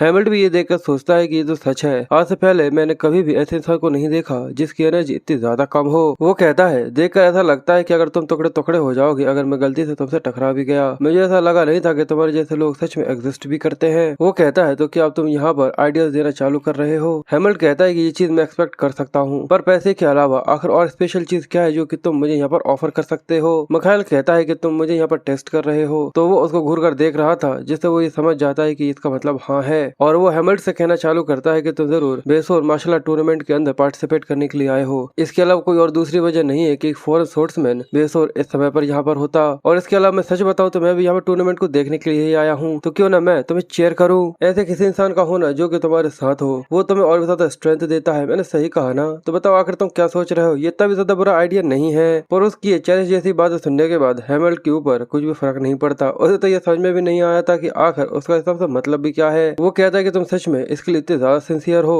वो कहता है कि बिल्कुल, क्या इतना काफी नहीं है? मेरा सपोर्ट कोई एक ऐसी चीज नहीं है जो कि आसानी से यहाँ पर अर्न किया जा सके, क्या तुम्हें ये पता है? फिर वो अपना सर पकड़ लेता है और कहता है कि जैसा तुम्हें करना हो वैसा करो। ये सुनकर मखाइल खुश हो जाता है और कहता है कि मुझे लगा ही था कि तुम ऐसा जरूर कहोगे, इसलिए वो वहाँ पर खड़े हुए काले बाल वाले लड़के से कहता है क्या तुम इसकी रूम के अंदर कोई दूसरा बेड लगवा सकते हो? तो वो कहता है कि ठीक है। जिसके बाद हैमल्ड चुपचाप से उस लड़के के पास जाता है, तो वो ये देखकर थोड़ा सा कंफ्यूज था, पर अगले ही पल हैमल्ड एक जोरदार मुक्का लेकर उसके मुंह पर दे मारता है, जिसकी वजह से वो जाकर बहुत दूर गिर गया था। ये देखने के बाद मखाइल और रॉबर्ट भी थोड़े से कंफ्यूज हो रहे थे, और वो गुस्से में उस लड़के को वार्न करते हुए कहता है कि अगली बार इस चीज के लिए काफी सावधान रहना कि अगर तुम दूसरों को किसके बारे में बता रहे हो। तो वो भी अपने गाल को पकड़े हुए उससे कहता है कि प्लीज प्लीज मुझे माफ कर दीजिए। हैमल्ड वहां से जाते हुए सोचता है कि मुझे भी ऐसी चीजें करने में बिल्कुल भी मजा नहीं आता, पर ऐसा लगता है कि इस कंट्री के अंदर मैं इतना भी ज्यादा छुप कर नहीं रह सकता। अब मखाइल हैमल्ड की रूम के अंदर आकर बैठ गया था, जिसके बाद वो कहता है बिल्कुल, अभी तक हम लोगों ने एक दूसरे को सही तरीके से इंट्रोड्यूस नहीं करवाया है। जैसा कि तुम्हें पता चली गया होगा कि मेरा नाम मखाइल है, और आखिर तुम्हारा? तो वो कहता है कि हाइड। ये सुनकर वो कहता है कि हाइड? तो वो कहता है कि नहीं, HYDE हाइड। और वो सोचता है कि मैं शुरुआत से ही फेक नेम को इस्तेमाल नहीं कर रहा था, और ये चीज लगभग मेरे दिमाग से निकल ही गई थी। मखाइल कहता है कि हाइड, आखिर तुम कितने साल के हो? मेरा मतलब आखिर तुम्हारी उम्र कितनी है? तो वो कहता है कि 16 साल का। पर सच में तुम काफी ज्यादा क्वेश्चन पूछते हो। मिखाइल हंसते हुए कहता है कि सच में तुम मुझसे ज्यादा बड़े हो, मैं तो अभी 14 साल का हूँ। साथ ही वो उसे कहता है कि तुम एक नोबल फैमिली से हो। हाइड कहता है कि जैसा तुम चाहो वैसा सोच सकते हो। फिर वो उसके बारे में और भी कई सारी बातें करने की कोशिश करता है, जैसे कि वो उसके बैकग्राउंड को निकालने की कोशिश कर रहा था। वो कहता है कि तुम यहाँ पर बेडन अकेडमी से आए हो। ये सुनकर वो कंफ्यूज था। वो आगे कहता है कि इस चीज में कोई भी सरप्राइज नहीं है कि जो तुम्हारे हाथ में दिख रहा है वो एक मैजिकल आर्टिफैक्ट है और बेडन अकेडमी मैजिक के लिए ही जानी जाती है और तुम्हारी एज के जितने भी नोबल है वो सभी उसी अकेडमी के अंदर ही पढ़ते हैं। मैंने सही कहा ना? ये सुनकर वो कहता है कि तुम मेरे बैकग्राउंड को खोदने की कोशिश कर रहे हो। वो ये सुनकर हंसते हुए कहता है कि ऐसा कुछ भी नहीं है, मैं तो बस तुम्हारे अंदर कुछ जरूरत से ज्यादा इंटरेस्टेड हूँ। ये सुनकर तुम्हें थोड़ा सा अजीब सा लग सकता है, पर मुझे तुम्हारे साथ एक अजीब तरीके की फेमिलियरिटी महसूस हो रही है और मैं भी यही सोच रहा था कि आखिर ऐसा क्यों है। पर जो ये क्यूरियोसिटी है वो शायद इसी वजह से क्योंकि हम दोनों के चेहरे लगभग एक जैसे दिखते हैं, पर तुम्हारे पास कुछ ऐसा है जो कि मेरे पास नहीं है और वो एक का स्ट्रॉन्ग बॉडी है। हैमल्ट उसकी पूरी बातें सुनने के बाद उससे पूछता है क्या मैं जो बाहर की जगह है उसे इस्तेमाल कर सकता हूँ? अगर जब मैं ना रहा हूँ तो तुम उसे इस्तेमाल कर सकते हो। वो पूछता है कि तुम उसके अंदर ट्रेनिंग करना चाहते हो? ठीक है, इस चीज में कोई दिक्कत नहीं है, वैसे भी मैं उसे इस्तेमाल नहीं करने वाला। पर क्या तुम इस चीज में दिक्कत तो नहीं है कि अगर मैं तुम्हें ट्रेन करता हुआ देखूं? जैसा कि तुम भी जानते हो कि मेरी बॉडी काफी ज्यादा बेकार है, इसलिए तुम्हारे डायनामिक शॉर्ट मूवमेंट को देखकर मुझे काफी ज्यादा एनर्जी महसूस होगी और इसी वजह से तो मैं इस मार्शल आर्ट टूर्नामेंट को देखने के लिए आया हूँ, जिससे मैं अपने आप को थोड़ा सा खुश रख सकूं। अगर तुम्हें इस चीज से अनकंफर्टेबल महसूस होता है तो मैं ऐसा नहीं करूंगा। पर हाइड उससे कहता है कि जैसा तुम चाहो वैसा कर सकते हो। ये सुनने के बाद वो खुश हो जाता है और कहता है कि सच में तुम हाइड एक काफी ज्यादा अच्छे इंसान हो। पर हैमल्ट अंदर ही अंदर परेशान हो रहा था। वो कहता है कि ये इंसान अपने ट्रू फीलिंग्स को बाहर नहीं दिखा रहा है और अभी मैं ये चीज साफ साफ नहीं कह सकता कि ये इंसान सच में ये सब जानबूझकर कर रहा है या फिर इसके पीछे कोई और इसका रीजन है। ये सच में काफी ज्यादा अजीब है। जिसके बाद हमें रात का सीन दिखाया जाता है, पर जो हाइड था, मेरा मतलब हैमल्ट था, वो अपने क्रिस्टल बॉल से टैलोन से बात कर रहा था। वो उसे बताता है कि जो डॉक्यूमेंट्स थे उन्हें डिलीवर कर दिया गया है और साथ ही वो टूर्नामेंट के लिए जो तैयारियां हैं उनके बारे में भी हैमल्ट से पूछता है। तो वो कहता है कि अपने काम से काम रखो। वो कहता है कि तुम मेरे ऊपर इतना ही भरोसा नहीं करते, पर मुझे लगता है कि तुम्हें ये जानने में काफी ज्यादा इंटरेस्ट होगा कि आखिर इस कॉम्पिटिशन के कौन कौन पार्टिसिपेट करने वाले हैं। उसने रॉयल नाइट ऑर्डर को ज्वाइन कर लिया है, वो भी सबसे ज्यादा छोटी उम्र 18 साल के अंदर, और वो विश को मैनिफेस्ट करना चालू कर चुका है। ये सुनकर हैमल्ट सोचता है कि 18, पर मैं तो काफी पहले ये सब करना चालू कर चुका था, तो मुझे ये काफी ज्यादा इंप्रेसिव महसूस नहीं हो रहा। वो कहता है कि अच्छा है, और टेलोन आगे कहता है कि पर अगर मैं तुम्हें ये बताता हूँ कि अगर वो डिवाइन सोर्समैन डेरेन की ब्लड लाइन से है जो कि मिसिंग हो चुका है, तो क्या तुम्हारे लिए इन्फॉर्मेशन काफी ज्यादा इंटरेस्टिंग नहीं हो जाएगी? वो ये सुनकर सरप्राइज था, कहता है कि क्या? वो कहता है क्या डेरेन की ब्लड लाइन से कोई इंसान है? ये सुनकर वो आगे कहता है कि अगर मैं तुम्हें बताऊं तो असल में वो उसका पोता है। डिवाइन सोर्समैन का जो लड़का था उसने बोरोस को एक दिन छोड़ दिया था ये सोच कर कि वो मारा जाएगा, पर न जाने कैसे वो सर्वाइव कर गया। उसके बाद उसने अपने पीछे अपने डिसेंडेंट को छोड़ दिया। हैमल्ट इसके बारे में सोच रहा था कि हाँ, मुझे याद है कि एक बार मैंने इसके बारे में जरूर सुना था। उसने बताया था कि उसकी पिछली लाइफ में उसका एक लड़का था, पर डेरेन ने यह भी क्लेम किया था कि उसका लड़का पहले ही मारा जा चुका है और उसका पीछे कोई भी हायर नहीं छूटा है। टेलोन आगे कहता है, पर लगता है कि जो इन्फॉर्मेशन है वो अभी तक पब्लिक नहीं हुई है। यहाँ तक बेसोर के जो हायर रैंकिंग नोबल्स है उन्हें इसके बारे में पता है, बाकी सब लोगों के लिए इसको छुपा कर रखा गया है।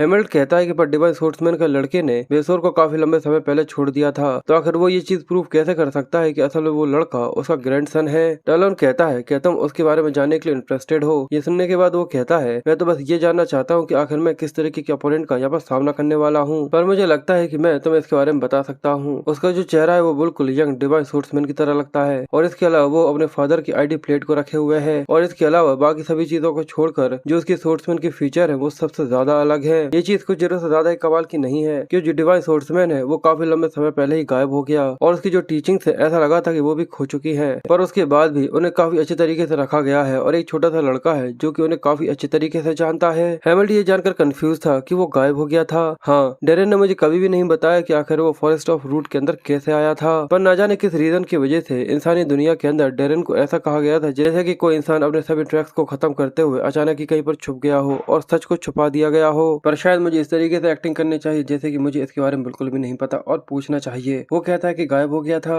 अगर तुम्हारा मतलब क्या है? वो कहता है क्या तुम्हें इसके बारे में नहीं पता? वहाँ के लोग ये कहते हैं कि वो गायब हो गया था जब वो बेबी स्कॉर्पियन को हरा रहा था और वो एक ऐसा मैजिकल बीस्ट है जो कि बरसोर के डेजर्ट के ऊपर रूल करता है। ये एक ऑफिशियल स्टोरी है जो कि पूरे में फैली हुई है। हैमल्ट कहता है कि अगर ये ऑफिशियल स्टोरी है तो आखिर अनऑफिशियल वन क्या है? और टेलोन बताता है कि रूमर्स ये फैले हुए हैं कि टेम्पल ने उसे खत्म कर दिया था, और सच बताओ तो ये चीज काफी सेंस बनाती है क्योंकि बरसोर के अंदर जो टेम्पल का इन्फ्लुएंस है वहाँ पर डेरेन को एक गॉड की तरह देखना चालू हो चुका था। और सच कहूँ तो ये चीज काफी सेंस बनाती है क्योंकि बरसोर के अंदर टेम्पल का इन्फ्लुएंस इन्फ्लुएंस ज्यादा नहीं था। वहाँ पर लोग डेरन को किसी गॉड की तरह देखने लगे थे। इसी वजह से टेम्पल अपनी पावर को एक्सपेंड करना चाहता था और वो उनके लिए काफी ज्यादा बड़ी दिक्कत बनकर खड़ा हो गया था। और अगर तुम इसमें और भी ज्यादा इंटरेस्टेड हो तो तुम एक और चांस को यहाँ पे इस्तेमाल कर सकते हो, जैसे मैं और भी ज्यादा अंदर की खुदाई कर लेकर आऊंगा। पर वो उसे मना कर देता है और कहता है कि मैं इसके लिए और ज्यादा क्यूरियस नहीं हूँ, मैं जितने भी रिकॉर्ड है बाकी खुद देख लूंगा। पर टेलन उसकी इस बात को यहाँ पे एंजॉय कर रहा था। वो कहता है पर ठीक है, अपने बचे हुए 2 चांसेस को काफी अच्छी तरीके से इस्तेमाल करना।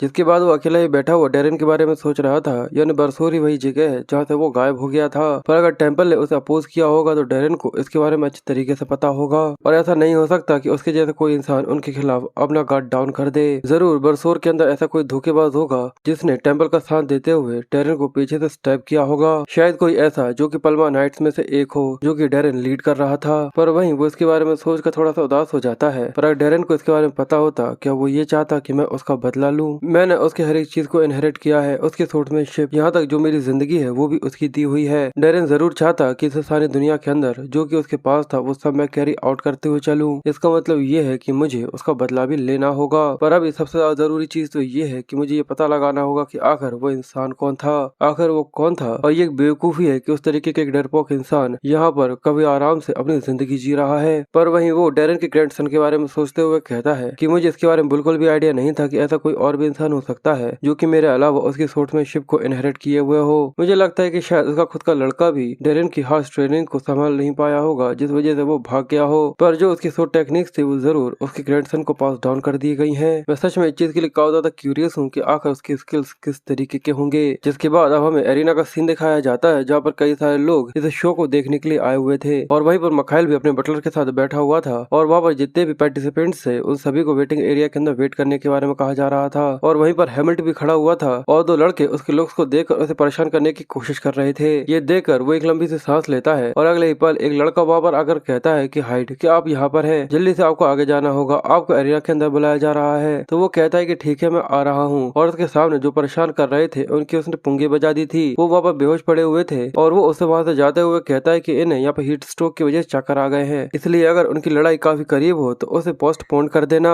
एरिना के अंदर सभी लोग काफी शोर मचा रहे थे और मखाइल भी दूर से बस यही सब देख रहा था। वो लड़का उसके पास आकर कहता है कि जो आपके बाहर के कपड़े हैं उन्हें उतार कर ये आर्मर पहन लीजिए। और अब वो उस आर्मर को पहनकर बाहर आ जाता है, जहाँ पर एरिना में बताया जाता है कि प्रैक्टिकली अब जो ये टूर्नामेंट है वो यहाँ पर शुरू होता है और हमारा फर्स्ट पार्टिसिपेंट एक छोटा सा लड़का जिसका नाम हाइड है और उसका अपोनेंट जो कि बरसोर का जैकल है। और एरिना में रॉबर्ट मखाइल को इसके बारे में बताता है कि ये स्लम्स में रहने वाली एक गैंग का लीडर है और भले ही ये क्लेम करता है कि इसको किसी ने भी नहीं हराया है, पर ये बस एक ऐसा गुंडा है जो कि केवल कमजोरों को बुली करता है। ये सुनकर वो कहता है कि ये इतना भी ज्यादा इम्प्रेसिव नहीं है। जैकल हेमल्ट को अपनी तरफ आता हुआ देखकर कहता है कि आखिर ये क्या है, मैंने इस टूर्नामेंट को स्ट्रॉन्ग लोगों से लड़ने के लिए ज्वाइन किया था पर मेरा पहला मैच ही इतना डिसअपॉइंटिंग निकलेगा, मैंने ऐसा सोचा नहीं था। और आगे अनाउंस किया जाता है कि मैच तब तक नहीं रोका जाएगा जब तक सामने वाला पूरी तरह हार ना मान ले या फिर उसकी हालत इतनी ज्यादा खराब ना हो जाए कि वो लड़ने लायक ना बचे। जैकल मुस्कुराकर कहता है कि तुमने सुन लिया, अगर मैं यहाँ पर तुम्हारा हाथ या पैर तोड़ भी देता हूँ तो ये टूर्नामेंट इस चीज की बिल्कुल भी रिस्पॉन्सिबिलिटी नहीं लेने वाला। ये टूर्नामेंट असल में एक ऐसी जगह है जहाँ पर वॉरियर्स एक दूसरे के साथ लड़ते हैं अपनी जिंदगी और मौत के लिए, जहाँ पर उन लोगों का खून भी बहता है। ये कोई एक ऐसी जगह नहीं है जहाँ पर कोई भी आकर खड़ा हो जाए। क्या तुम्हें ये चीज समझ में आ रही है? पर वो उसकी बात सुनकर कहता है कि ये काफी गर्म है। ये सुनकर वो कहता है क्या?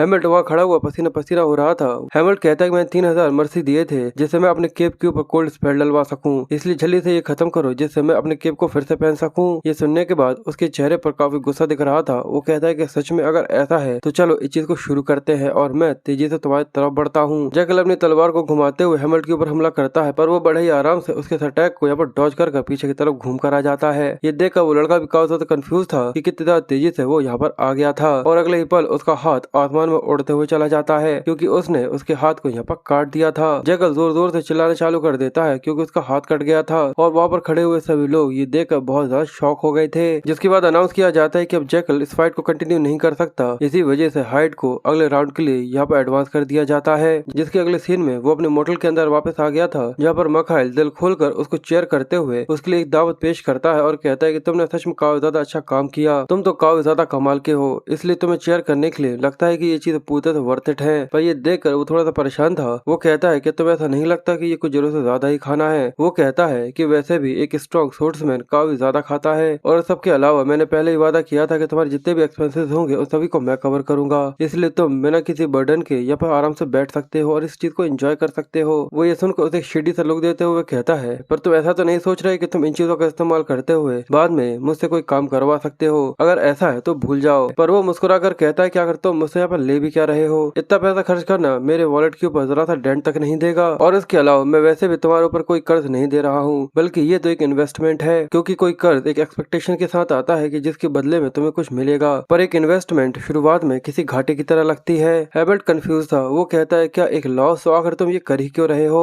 वो बताता है कि किसी कर्ज की वजह से तुम बस उतना ही उम्मीद कर सकते हो जितना कि तुमने किसी को दिया है, पर अगर ये एक इन्वेस्टमेंट है तो इसके अंदर काफी हाई रिटर्न की भी पॉसिबिलिटी होती है। इसी वजह से तो इसे हाई रिस्क हाई रिटर्न कहते हैं। हैमल्ट कहता है कि मैं तुमसे कोई भी वादा नहीं करता कि तुम्हें मुझसे कोई फायदा भी हो सकता है। वो कहता है कि भले ही ऐसा ना हो तो मैं ये समझूंगा कि मेरी इन्वेस्टमेंट यहाँ पर डूब गई, पर कहा जाता है और मुझे ऐसा लग रहा है कि ये चीज जरूर आगे चलकर मेरे काफी ज्यादा काम आएगी, और तुम इसकी चिंता मत करो। मैं तुमसे यहाँ पर इसके कोई भी रीजन समझने के बारे में नहीं कह रहा हूँ। हैमल्ट थोड़ा परेशान था, जिसके बाद वो कहता है कि अभी यहाँ पर कुछ खाना खा लेना ही मेरे लिए काफी अच्छा होगा, इसलिए वो वहाँ पर जाकर बैठ जाता है। जिसके बाद हमें रात का सीन दिखाया जाता है, जहाँ पर दरवाजा खोलकर एक लड़का अंदर आ रहा था। मिखाइल को इस चीज का कोई भी आइडिया नहीं है कि हैमल्ट बाहर से घूम कर आ गया था। वो उसको सोता हुआ देखकर कहता है कि इसने इस चीज को नोटिस ही नहीं किया कि कोई कभी भी इस रूम के अंदर आ सकता है, और असल में वो उन डॉक्यूमेंट्स को लेने के लिए गया था जो कि टेरर ने उसके लिए तैयार करे थे। और वो सोचता है कि मैं ही वो था जिसने ये कहा था कि जितनी ज्यादा इन्फॉर्मेशन होता है ज्यादा अच्छा है, और ब्लैक हॉक सच में इस काम में काफी अच्छे हैं। इतने सब के साथ मैं बड़े आराम से टूर्नामेंट पीरियड के अंदर भी सारी चीजों को पढ़कर समझ सकता हूँ। जिसके बाद वो एक एक कर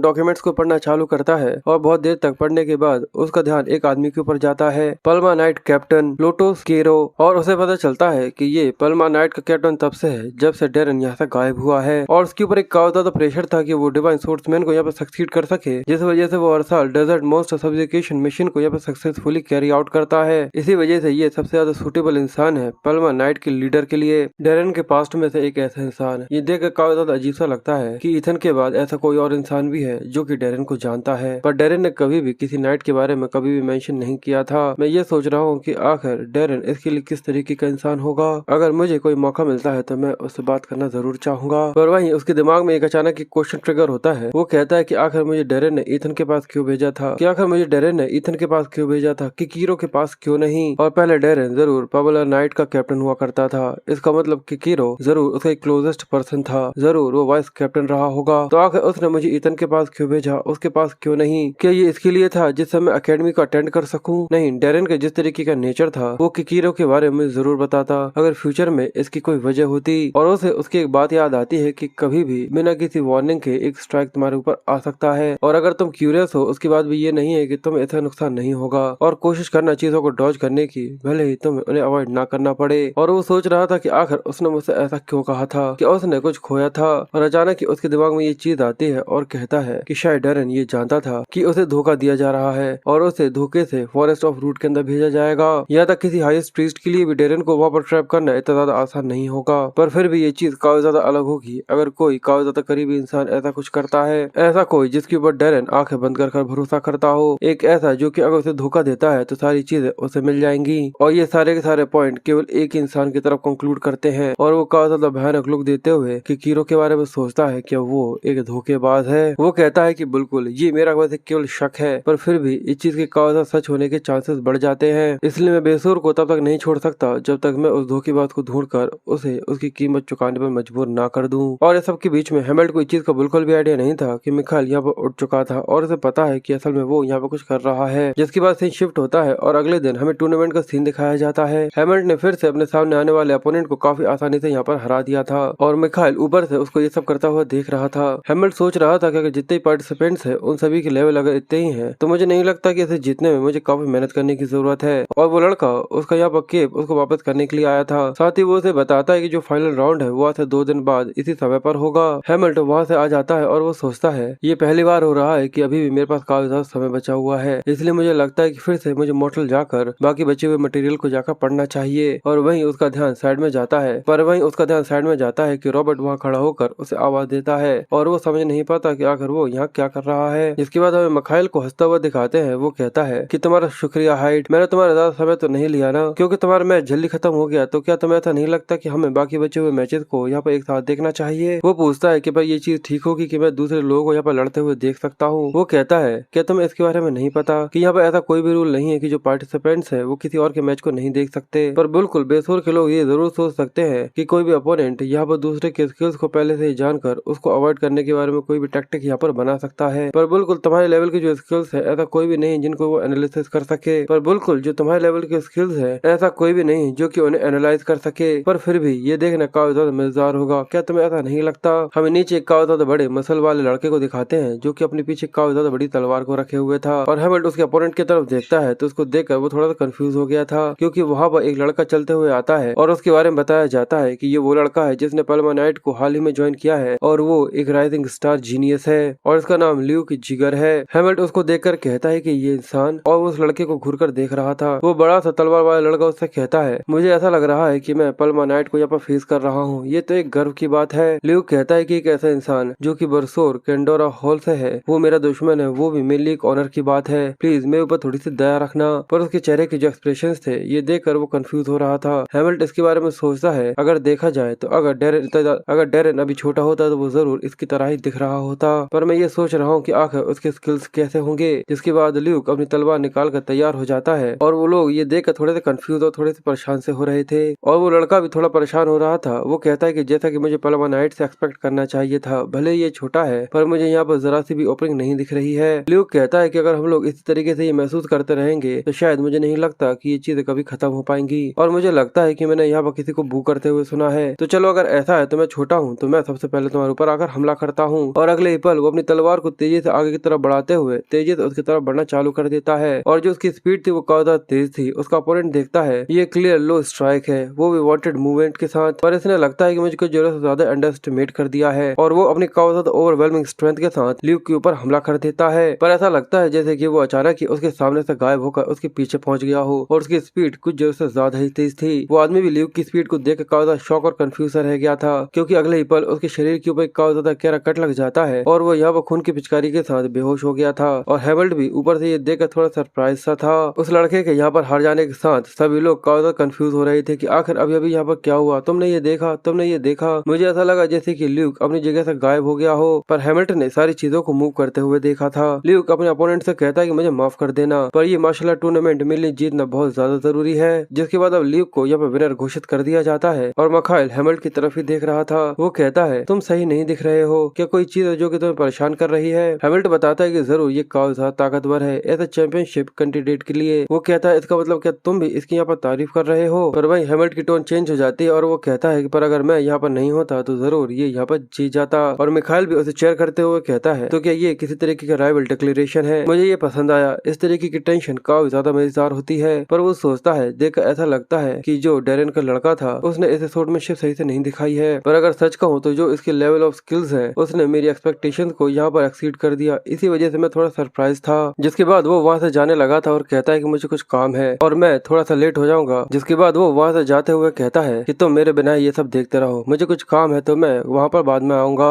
फिर वो वहाँ से जाते हुए कहता है कि तुम अकेले ये सब देखते रहो और मुझे कुछ काम है इसलिए मैं थोड़ा सा लेट हो जाऊंगा। मिखाइल उसे पूछता है कि यहाँ पे कुछ ऐसा है जिसमें मैं तुम्हारी मदद कर सकता हूँ? वो कहता है कि नहीं और वो बेचारा मुस्कुराते हुए कहता है कि सच में ये काफी ज्यादा क्रूल है। जिसके बाद वो तेजी से भागते हुए कहता है कि आखिर मेरे पैर इतना तेज क्यों हो रहे हैं? क्या वो हमेशा से ही ऐसे हैं? जब से मैंने फॉरेस्ट ऑफ रूट छोड़ा है तब से मेरा सोशल कनेक्शन काफी ज्यादा बिल्ड हो चुका है, पर मैंने ऐसा कभी भी नहीं सोचा था कि इस तरीके की सेंसेशन मुझे कभी भी महसूस होगी। पर ल्यूक और मेरे बीच में डेरेन है जो कि कॉमन है और उसने भी डेरेन की सोर्ट्समैनशिप को इनहेरिट किया हुआ है, इसी वजह से मैं अपना को रोक ही नहीं पा रहा। और वो भागते हुए पीछे की तरफ जा रहा था। वो कहता है कि मैं एरिना में वैसे भी उससे मिल ही लूंगा, पर उसके बाद भी मैं असल में ये देखना चाहता हूँ कि असल में जो ल्यूक की पर्सनैलिटी है आखिर वो अंदर से कैसी है। दूसरी तरफ ल्यूक काफी ज्यादा मुस्कुरा रहा था और वो कहता है कि ये टूर्नामेंट कोई इतनी ज्यादा कोई बड़ी डील नहीं है। तो उसके सामने खड़ा हुआ नाइट उसके गाल पकड़ते हुए कहता है तुम्हारे जैसे ग्रीन हॉर्न सच में काफी ज्यादा उसके अंदर हिम्मत आ गई है, ऐसी फालतू की बातें जोर जोर से बोलना बंद करो, खासकर बेसुर के लोगों के सामने। तो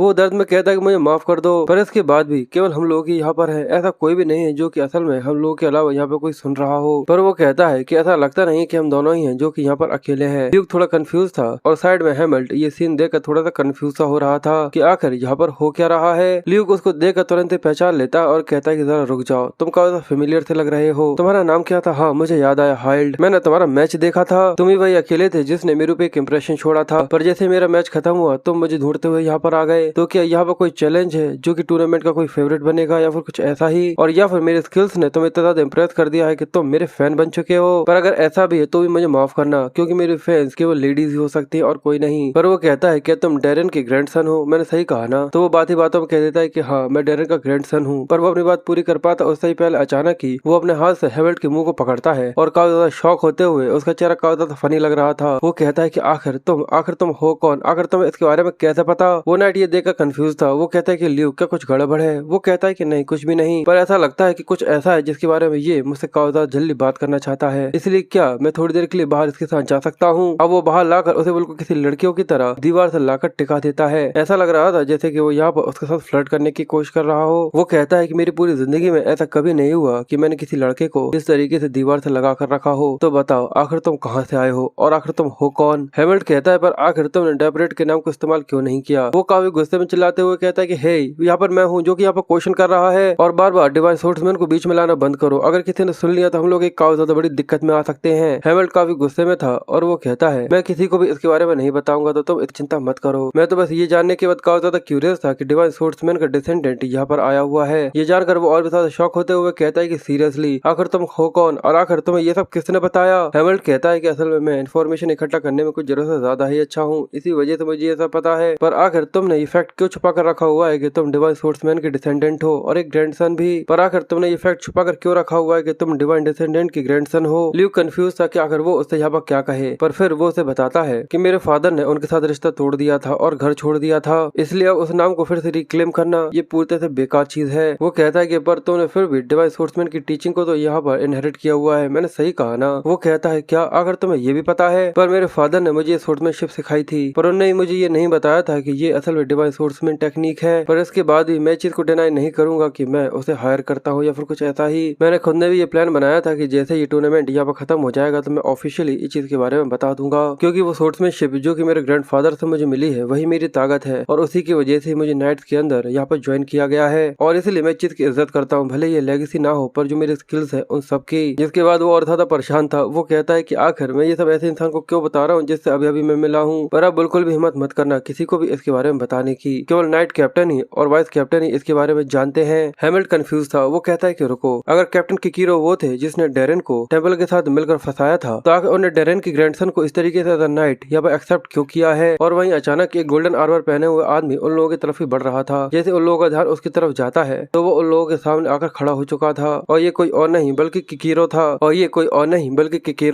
किकीरो ल्यूक को देखकर कहता है कि आखिर तुम यहाँ क्या कर रहे हो? पर सच में ये तो काफी ज्यादा अच्छी टाइमिंग है। वो भी उसको देखकर शौक था। कहता है कि कैप्टन आखिर आप यहाँ क्या कर रहे हैं? हैमल्ट भी हैरान था और उसके चेहरे पर उसका डर थोड़ा सा निकल कर आ गया था। वो कहता है कि ये इंसान क्या सच में ये किकीरो है? किकीरो से पूछता है कि आखिर ये लड़का कौन है, क्या ये तुम्हारा दोस्त है? वो कहता है कि असल में ये एक पार्टिसिपेंट है जो कि इस टूर्नामेंट में, वो बताता है कि इसका नाम हाइड है और ये भी इस टूर्नामेंट का एक पार्टिसिपेंट है। किकीरो हैमल्ट के बारे में जानने के बाद कहता है कि अच्छा ये तो देखने में काफी ज्यादा छोटा लग रहा है पर ये तो काफी ज्यादा इम्प्रेसिव है, पर मुझे माफ करना कि मैं तुम्हें पहचान नहीं पाया। मेरी पोजीशन की वजह से मेरे पास इतना समय नहीं है कि मैं इस टूर्नामेंट को देख सकूं। पर वो उसको देखकर समझ जाता है और कहता है क्या तुम किसी तरीके की मैजिक का इस्तेमाल करते हुए अपनी आइडेंटिटी को छुपाने की कोशिश कर रहे हो? हैमल्ट ये जानने के बाद काफी ज्यादा डर गया था, पर वो उसके कंधे पर हाथ रखकर कहता है कि तुम इसकी चिंता मत करो, क्योंकि मैं यहाँ पर कोई शिकार करने के लिए नहीं आया, क्योंकि तुम अकेले ऐसे कंटेस्टेंट नहीं हो जो कि फाइनल्स के अंदर अपनी आइडेंटिटी को छुपा कर रखे हुए है। मैं बस यहाँ पर घूम रहा था, इसलिए मैंने सोचा कि ल्यूक को फाइनल होने से पहले एक बार मिल के आ जाऊं, पर अब मेरा हो चुका है तो मैं यहाँ से जा रहा हूँ। तो तुम दोनों अब मैच के बारे में यहाँ पर बात कर सकते हो और तुम दोनों को बेस्ट ऑफ लक। और साथ ही किकीरो वहाँ से जाते हुए कहता है कि मैं फाइनल मैच को देखने के लिए जरूर आऊंगा। और किकीरो के वहाँ से चले जाने के बाद हैमल्ट ल्यूक से कहता है लगता है कि वो तुम्हारी कावता तक चिंता करता है। वो कहता है कि अगर मैं यहाँ पर कुछ भी हूँ तो मुझे उनका ही शुक्रिया करना चाहिए, क्योंकि बेसोर के अंदर वही अकेले एक ऐसे थे जिनने मुझे रिकॉग्नाइज किया था और उसके अलावा वही एक थे जिनने मुझसे कहा था कि मुझे यहाँ पर रिकॉग्निशन को अर्न करना चाहिए इस टूर्नामेंट के अंदर अपने स्किल्स को दिखाकर। हैमल्ट कंफ्यूज था। वो कहता है कि ये यहाँ पर डेरेन के लड़के को एंटोन करने की कोशिश कर रहा है या फिर कुछ ऐसा ही। पर फिर ल्यूक वहाँ से जाते हुए कहता है मुझे ऐसा लगता है कि तुमने अपनी अपीयरेंस को एक मैजिक के अंदर छुपा कर रखा हुआ है, पर देखा जाए तो मुझे इस चीज से बिल्कुल भी फर्क नहीं पड़ता और इसके अलावा तुम्हारे बच्चे हुए मैचेस के लिए तुम्हें गुड लक, पर हाँ किसी को मेरे बारे में कुछ भी मत बताना। हैमल्ट कहता है कि सच में ये तो काफी ज्यादा बुरी बात है, पर अगर मैं यहाँ पर चुप भी रहता हूँ पर फिर भी तुम्हें अगले साल तक यहाँ पर रुकना होगा, क्योंकि इस साल के इस कॉम्पिटिशन को मैं जीतने वाला हूँ। वो ये सुनकर कहता है कि ये किसी तरीके की वॉर का डिक्लेरेशन है, इसलिए वो हाथ हिलाते हुए कहता है अगर ऐसा है तो जो भी आगे आएगा चलो उसको देख लेंगे। हैमल्ट उसे चुपचाप से देख रहा था, जिसके बाद वो भी उसे पीठ दिखाते हुए वहाँ से निकल जाता है और वो सोचता है कि किकीरो, जो भी तुम्हारा प्लान है, पर मैं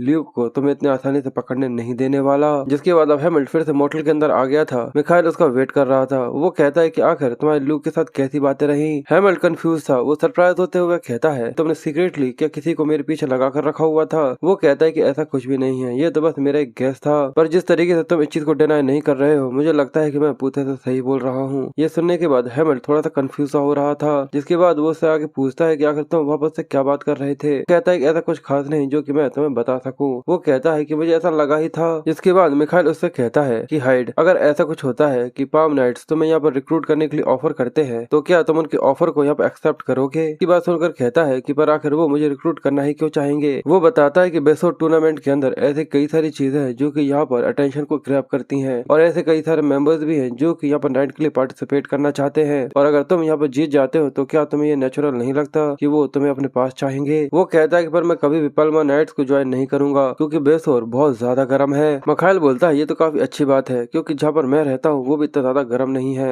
हैमल्ट फिर से कंफ्यूजन के साथ उसकी तरफ देख रहा था और वो उससे कहता है कि हाइड, एक बार टूर्नामेंट खत्म हो जाता है तो क्या तुम मुझे ज्वाइन करना चाहोगे? वो कहता है कि तुम ये चाहते हो कि मैं तुम्हारा नाइट बन जाऊं? वो कहता है कि असल में मैं तुमसे ये कह रहा हूँ कि तुम पूरे से मेरा साथ दो, एक ऐसा इंसान जो कि पूरे से बस मेरे साथ हो, पर वो किसी भी टाइटल से ना बंधा हो जैसे कि कोई नाइट होता है। पर हैमल्ट उसे भी मना कर देता है कि मैं किसी को भी ज्वाइन करने के बारे में नहीं सोच रहा हूँ। वो कहता है कि मैं तुम्हें तुरंत ही यहाँ पर डिसीजन लेने के बारे में नहीं कह रहा, बस इसके बारे में अच्छी तरीके से सोचो और फिर मुझे सोचने के बाद आराम से बताना। और बेचारा हैमल्ट कंफ्यूजन के साथ सोच रहा था कि आखिर ये यहाँ पर किस चीज के बारे में सोच रहा है। पर तभी उसके दिमाग में एक चीज आती है और वो मिखाइल से कहता है कि पर इस सब के अलावा क्या तुम मेरे लिए यहाँ पर इन्फॉर्मेशन निकलवा सकते हो? ये सुनकर वो कंफ्यूज उससे कहता है, हाँ मैं ऐसा कर सकता हूँ, पर ये चीज के ऊपर डिपेंड करता है कि आखिर तुम्हें किस तरीके की इन्फॉर्मेशन की जरूरत है। वो बताता है कि मुझे पल्मा नाइट की इन्फॉर्मेशन चाहिए, जैसे कि जो उनका नाइट कमांडर है और उसके जितने मेंबर्स हैं और आखिर वो किस तरीके के मिशन करते हैं। वो कहता है यानी तुम ये चाहते हो कि मैं पल्मा नाइट की जिस तरीके की वर्किंग कंडीशंस है उनके ऊपर इन्वेस्टिगेट करूं? वो कहता है कि हाँ मुझे ये चीज कंपेयर तो करनी पड़ेगी ना कि आखिर कौन के साथ मुझे काफी ज्यादा फायदा होगा। ये सुनकर वो कहता है कि ठीक है, मैं तुम्हारे लिए इस चीज को इन्वेस्टिगेट करूंगा और भले यहाँ पर तुम मुझे कंपेयर कर रहे हो पर कम से कम यहाँ पर जो रिपोर्ट रहेगी वो सच्चाई से भरी होगी, इसलिए तुम इसकी चिंता मत करो। जिसके बाद अब वो लोग खाना खाने के लिए जाते हैं और हैमल्ट सोच रहा था कि अगर मैं लकी रहा तो मुझे यहाँ पर किकीरो के बारे में पता चल जाएगा कि आखिर वो किस तरीके से सोचता है। जिसके बाद अगले दिन का कंपटीशन होता है जहाँ पर हैमल्ट अपनी तलवार को बस रख रहा था क्योंकि फाइनल मैच के लिए जो उसका अपोनेंट था उसने उसे यहाँ पर हरा दिया था और उसे यहाँ पे एक निकनेम मिला था जो कि उसे बिल्कुल भी पसंद नहीं आता, बॉल्डी हाइड। और वो एरिना छोड़कर अंदर आ गया था जहाँ पर ल्यूक उससे कहता है कि सच में तुम तो काफी ज्यादा बोरिंग इंसान हो, क्या तुम एक बार भी ऑडियंस की तरफ अपना हाथ हिला तक नहीं सकते? पर वो उससे कहता है कि तुम कुछ जरा से ज्यादा रिलैक्स लग रहे हो। ल्यूक कहता है हमेशा ही काफी ज्यादा चिंता में रहना कि ये अच्छी बात है, तुम सच में बोरोस के अंदर किसी दिल टूटे आशिक की तरह लग रहे हो, क्या तुम्हें ये चीज पता भी है? तुम्हें यहाँ पर थोड़ा बहुत तो एंजॉय करना ही चाहिए, इसकी बजाय कि तुम हमेशा ही केवल बस मुझसे लड़ने के बारे में सोचते रहो। पर वो उसकी बातों को इग्नोर करते हुए वहाँ से चला जाता है और वो सोच रहा था अभी एक ही वजह है जिसकी वजह से मैं कुछ जरूरत से ज्यादा ही एज्ड हूँ, वो भी उसकी वजह से। सच बताऊं तो मुझे उसके सिर पर टफली बजाना काफी ज्यादा अच्छा लगता, पर अभी मैं ऐसा नहीं कर सकता। मैं तो बस यही सोच रहा हूँ कि माइकल ने उस इन्वेस्टिगेशन को पूरा कर दिया हो जिसके बारे में मैंने उससे कहा था। और यही सब सोचते हुए जैसे ही हाइड वहाँ से बाहर निकलता है अचानक ही उसे आवाज सुनाई देती है कि सिर्फ वहाँ देखो ये तो वो है। और जैसे ही हाइड उसकी तरफ देखता है तो वहाँ पर हजारों की संख्या में लड़कियां मुस्कुराते हुए और चेयर करते हुए उसकी तरफ बढ़ रही थी। ये देखकर वो शॉक हो गया था और कोई उससे कह रही थी बस मेरे साथ चाय पीने के लिए चलो, मेरे साथ डेट पर चलो। और ये देखने के बाद उसके एक्सप्रेशन काफी ज्यादा शॉक भरे थे। जिसके बाद वो फिर से अपने मोटल के अंदर आ जाता है जहाँ पर मिखाइल उसकी हालत देखकर काफी ज्यादा शॉक था। वो उससे कहता है कि आखिर तुम्हारे साथ क्या हुआ है और उसे यहाँ पर किसी ने पूरे तक कवर कर दिया था। वो बताता है कि बेसोर की औरतें मेरे पीछे पड़ गई थी, जरूर किसी ने उन्हें हायर किया होगा जिससे वो मेरे टूर्नामेंट की परफॉर्मेंस को यहाँ पर खराब कर सके। मिखाइल मुस्कुराकर कहता है कि तुम्हारी जो इमेजिनेशन है वो सच में काफी ज्यादा वाइब्रेंट है, ये तो एक नेचुरल सी बात है कि तुमने बेसोर के मार्शल आर्ट टूर्नामेंट के फाइनलिस्ट के अंदर आ चुके हो तो सभी की सभी तुम्हारे पीछे तो क्यों नहीं आएंगी, तुम लड़कियों में वैसे भी काफी ज्यादा फेमस हो और खासकर तुम्हारे चेहरे की वजह से।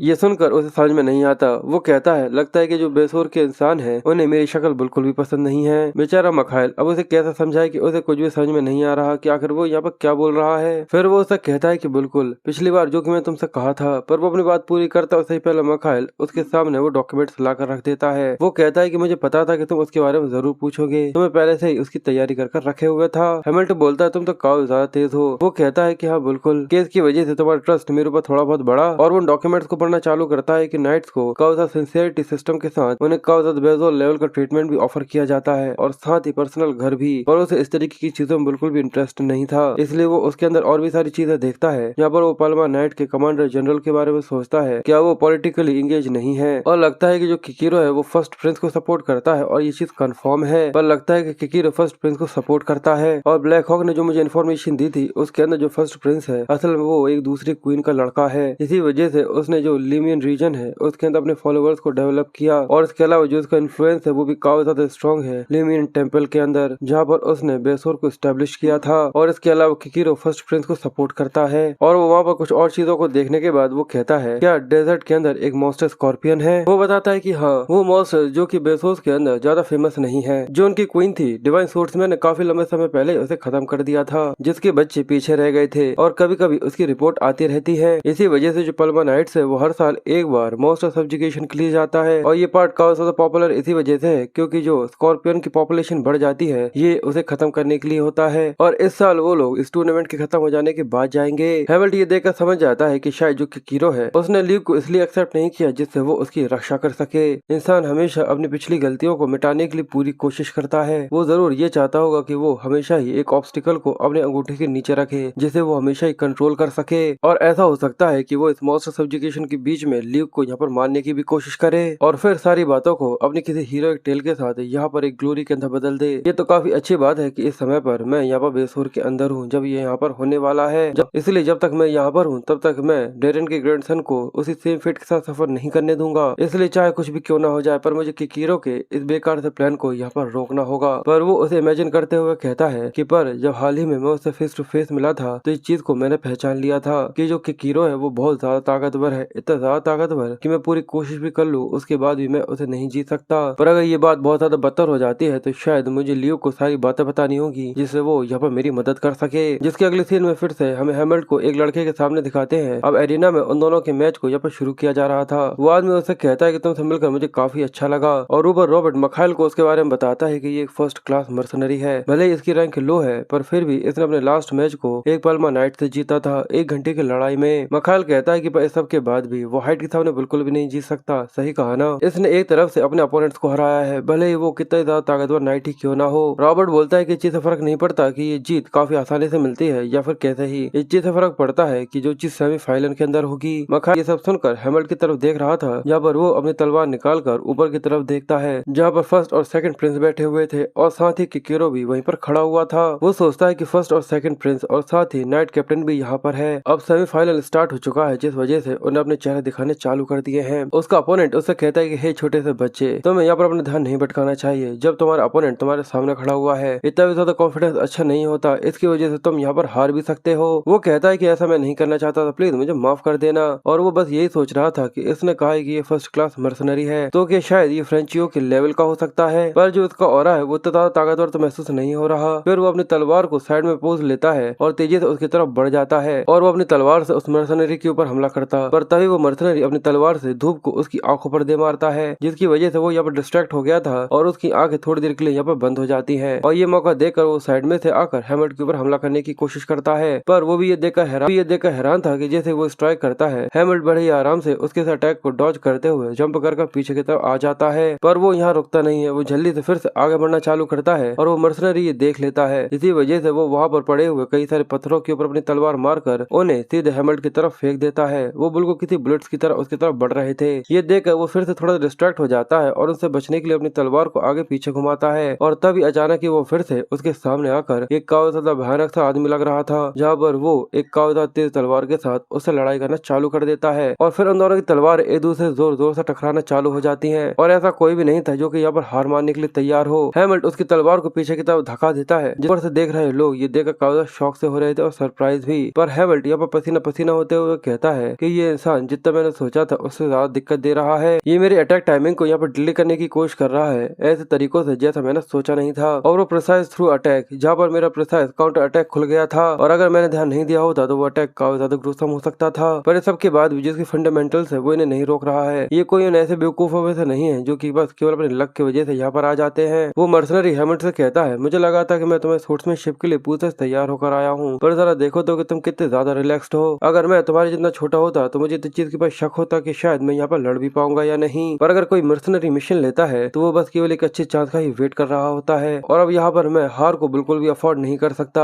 और ये कहकर वो अपने विश को रिलीज करना चालू कर तेजी से हेमल्ट की तरफ बढ़ना चालू कर चुका था। और साथ ही वो सोचता है कि ये तो बस एक बकवास है जो कि अपोनेंट की फोकस को थोड़ी देर तोड़ने के लिए है। और हमें उसके तलवार के अंदर एक मैकेनिज्म दिखता है जिसका इस्तेमाल करते हुए वो यहाँ पर हेमल्ट के ऊपर एक स्निक अटैक करने वाला था। और जैसे ही वो अपनी तलवार को घुमाते हुए उसकी तरफ अटैक करता है, वो अपनी तलवार को उसकी तरफ फेंक चुका था। पर अचानक ही वो चीज को महसूस करता है कि जो उसकी तलवार है उसके दो टुकड़े हो चुके हैं, क्योंकि हेमल्ट ने काफी गुस्से में अपने विश को रिलीज करते हुए बड़े ही आराम से उसकी तलवार के दो टुकड़े कर दिए थे। जिसके तुरंत बाद ही वो अपनी तलवार को उसके गले के पास लेकर वहीं को हिलाकर रोक देता है और एक काफी ज्यादा पावरफुल इम्पैक्ट गस्ट जो कि पीछे की तरफ निकल जाता है। जैसे उसे समझ में आया था कि अगर ये अटैक उसको टकराता तो शायद वो यहाँ पर मारा जा सकता था। हेमल्ट भी थोड़ा सा थका हुआ सा लग रहा था। हेमल्ट उससे कहता है कि मुझे माफ करना, पर मुझसे कहा है कि मैं तुम्हें मान नहीं सकता, इसलिए ही तो ये इतने ज्यादा करीब आकर रुक गया। जिसके बाद अनाउंस किया जाता है कि वो मर्सनरी यहाँ पर बिल्कुल भी अपनी लड़ाई को कंटिन्यू नहीं कर सकता, जिसकी वजह से हेमल्ट को अब फाइनलिस्ट के लिए एडवांस कर दिया जाता है। हेमल्ट अपना हाथ आगे बढ़ाते हुए कहता है कि मुझे माफ करना, मुझे ये गर्मी काफी ज्यादा बुरी लगती है, इसी वजह से मैं इसको जल्दी खत्म कर यहाँ से जाना चाहता हूँ। वो कहता है कि हाँ हाँ सॉरी बोलते रहो, जो तुम्हारा लास्ट अटैक था उसने मेरी तलवार तोड़ दी और सच में वो मेरे हाथ को भी अलग कर सकता था। हेमल्ट काफी ज्यादा कोल्ड वॉइस में उससे कहता है कि जब तक मुझे अलाउ ना हो कि मैं किसी को मार सकूं तब तक तुम ये समझ सकते हो। वो कहता है कि तुम सच में काफी ज्यादा रूथलेस हो। और वो अपनी तलवार को देखकर यही सोच रहा था कि सच में ऐसे जीनियस भी एग्जिस्ट करते हैं कि सोचा जाए कि तुम इतनी ज्यादा छोटी उम्र में इतनी ज्यादा खतरनाक सी टेक्निक को सीख चुके हो। मुझे लगता है कि शायद मैंने हिस्ट्री के ऐसे किसी इंसान से लड़ाई करी है जिसके बाद कभी भी। हेमल्ट उसे सजेस्ट करता है कि अगर तुम और भी ज्यादा कड़ी ट्रेनिंग करते हो और इस तरीके की ट्रिक्स को खेलना बंद कर देते हो तो शायद तुम आगे जाकर और भी ज्यादा ताकतवर बन सकते हो। वो हंसते हुए कहता है कि पर तुम्हें शायद पता होगा कि मैं एक मर्सनरी हूँ, इसलिए रियल बैटल के अंदर तुम्हारे पास जितनी ज्यादा ट्रिक्स हो उतना ही ज्यादा अच्छा होता है। और ये एक ऐसी चीज है जो कि मैंने मर्सनरी का काफी लंबे समय तक काम करने के बाद सीखी है, खासकर मेरे जैसे लोग जिनका टैलेंट काफी एवरेज होता है। इसलिए स्ट्रेटेजी एक काफी ज्यादा पावरफुल वेपन होता है जो कि काफी ज्यादा स्ट्रॉन्गेस्ट अपोनेंट के सामने मुझे खड़े रहने में मदद करता है। पर आज ये चीज मैं समझ चुका हूँ कि जरूरत से ज्यादा स्किल्ड इंसान के सामने खड़े होने से मैं पूरे से तबाह हो सकता हूँ। हेमल्ट उसकी सारी बातें सुनने के बाद बस केवल एक ही चीज की वजह से कंफ्यूज था,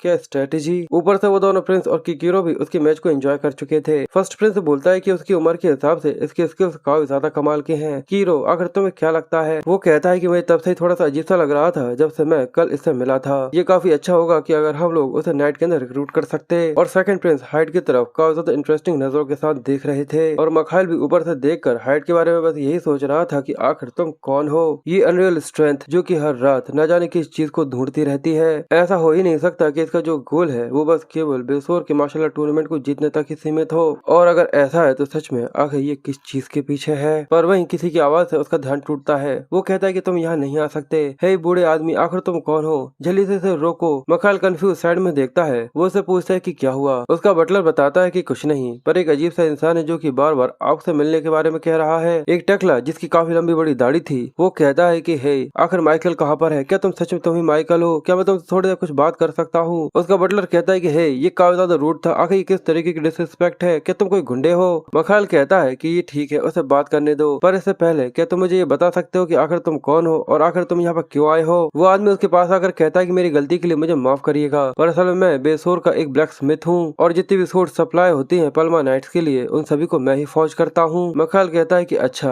और आखिर तुम्हारे यहाँ पर आने की वजह क्या है? वो कहता है कि मैंने ये रूमर सुने हैं कि जो ये लड़का है वो आपके काफी ज्यादा करीब है हाइड। मैं यहाँ पर इसलिए आया था जिससे मैं ये चीज पूछ सकूं कि मैं उसे कुछ देर के लिए बात कर सकता हूँ, क्योंकि कुछ ऐसा है कि मैं चीज को कंफर्म करना चाहता हूँ कि वो चीज सच्ची है या फिर नहीं। ये सुनकर वो कंफ्यूज कहता है कि पर आखिर ऐसा क्या है? तो वो ब्लैक स्मिथ उसे बताता है कि वो तलवार जो कि वो इस्तेमाल करता है असल में उसका जो ओरिजिन है, क्या वो एक खास ओरिजिनल तलवार है? और मखाइल का चेहरा ये सुनने के बाद थोड़ा सा सीरियस हो जाता है और वो कहता है कि तुम मुझे और ज्यादा डिटेल में उसके बारे में बता सकते हो। जिसके बाद हमें आसमान में एक तलवार उड़ते हुए दिखाते हैं, क्योंकि ल्यूक ने अपने सेकंड राउंड को भी यहाँ पर काफी आसानी से जीत लिया था। वो लड़का उसके सामने घायल खड़ा हुआ था और इसकी वजह से अब जो आखिरी फाइनलिस्ट बचे थे वो हाइड और ल्यूक थे। और दूसरी तरफ हमें हेमल्ट यानी हाइड को दिखाते हैं जो कि कंफ्यूजन के साथ ल्यूक को ही देख रहा था, जो कि परेशान सा चेहरा लेकर वहाँ पर सामने खड़ा था और ये देखकर वो कंफ्यूज था कि आखिर वो यहाँ पर ये कर क्या रहा है। जिसके बाद ल्यूक उसे सारी कहानी बताता है। हेमल्ट कहता है तो क्या तुम ये कह रहे हो कि सेकंड प्रिंस यहाँ पर आए हैं? वो कहता है कि हाँ, वो यहाँ पर जो फाइनलिस्ट है इस टूर्नामेंट के उन्हें यहाँ पर इंकरेज करने के लिए आए हैं, पर ये चीज भी क्लियर है कि वो यहाँ पर मुझसे मिलना चाहते हैं। वो कहता है कि पर आखिर सेकंड प्रिंस तुमसे मिलना क्यों चाहते हैं? ल्यूक बोलता है कि शायद उन्हें ये पता चल चुका है कि मैं डिवाइन ब्लड लाइन का सोर्समैन हूँ, इसलिए उन्हें ऐसा लगता है कि अगर वो मुझे यहाँ पर रिक्रूट कर लेते हैं तो उन्हें पल्मा नाइट का एक सपोर्ट मिल जाएगा। और बरसोर में पल्मा नाइट की सपोर्ट मिलने की वजह से उनका जो रॉयल सक्सेशन की लिनियज है उसके अंदर उनकी इक्वल फुटिंग हो जाएगी।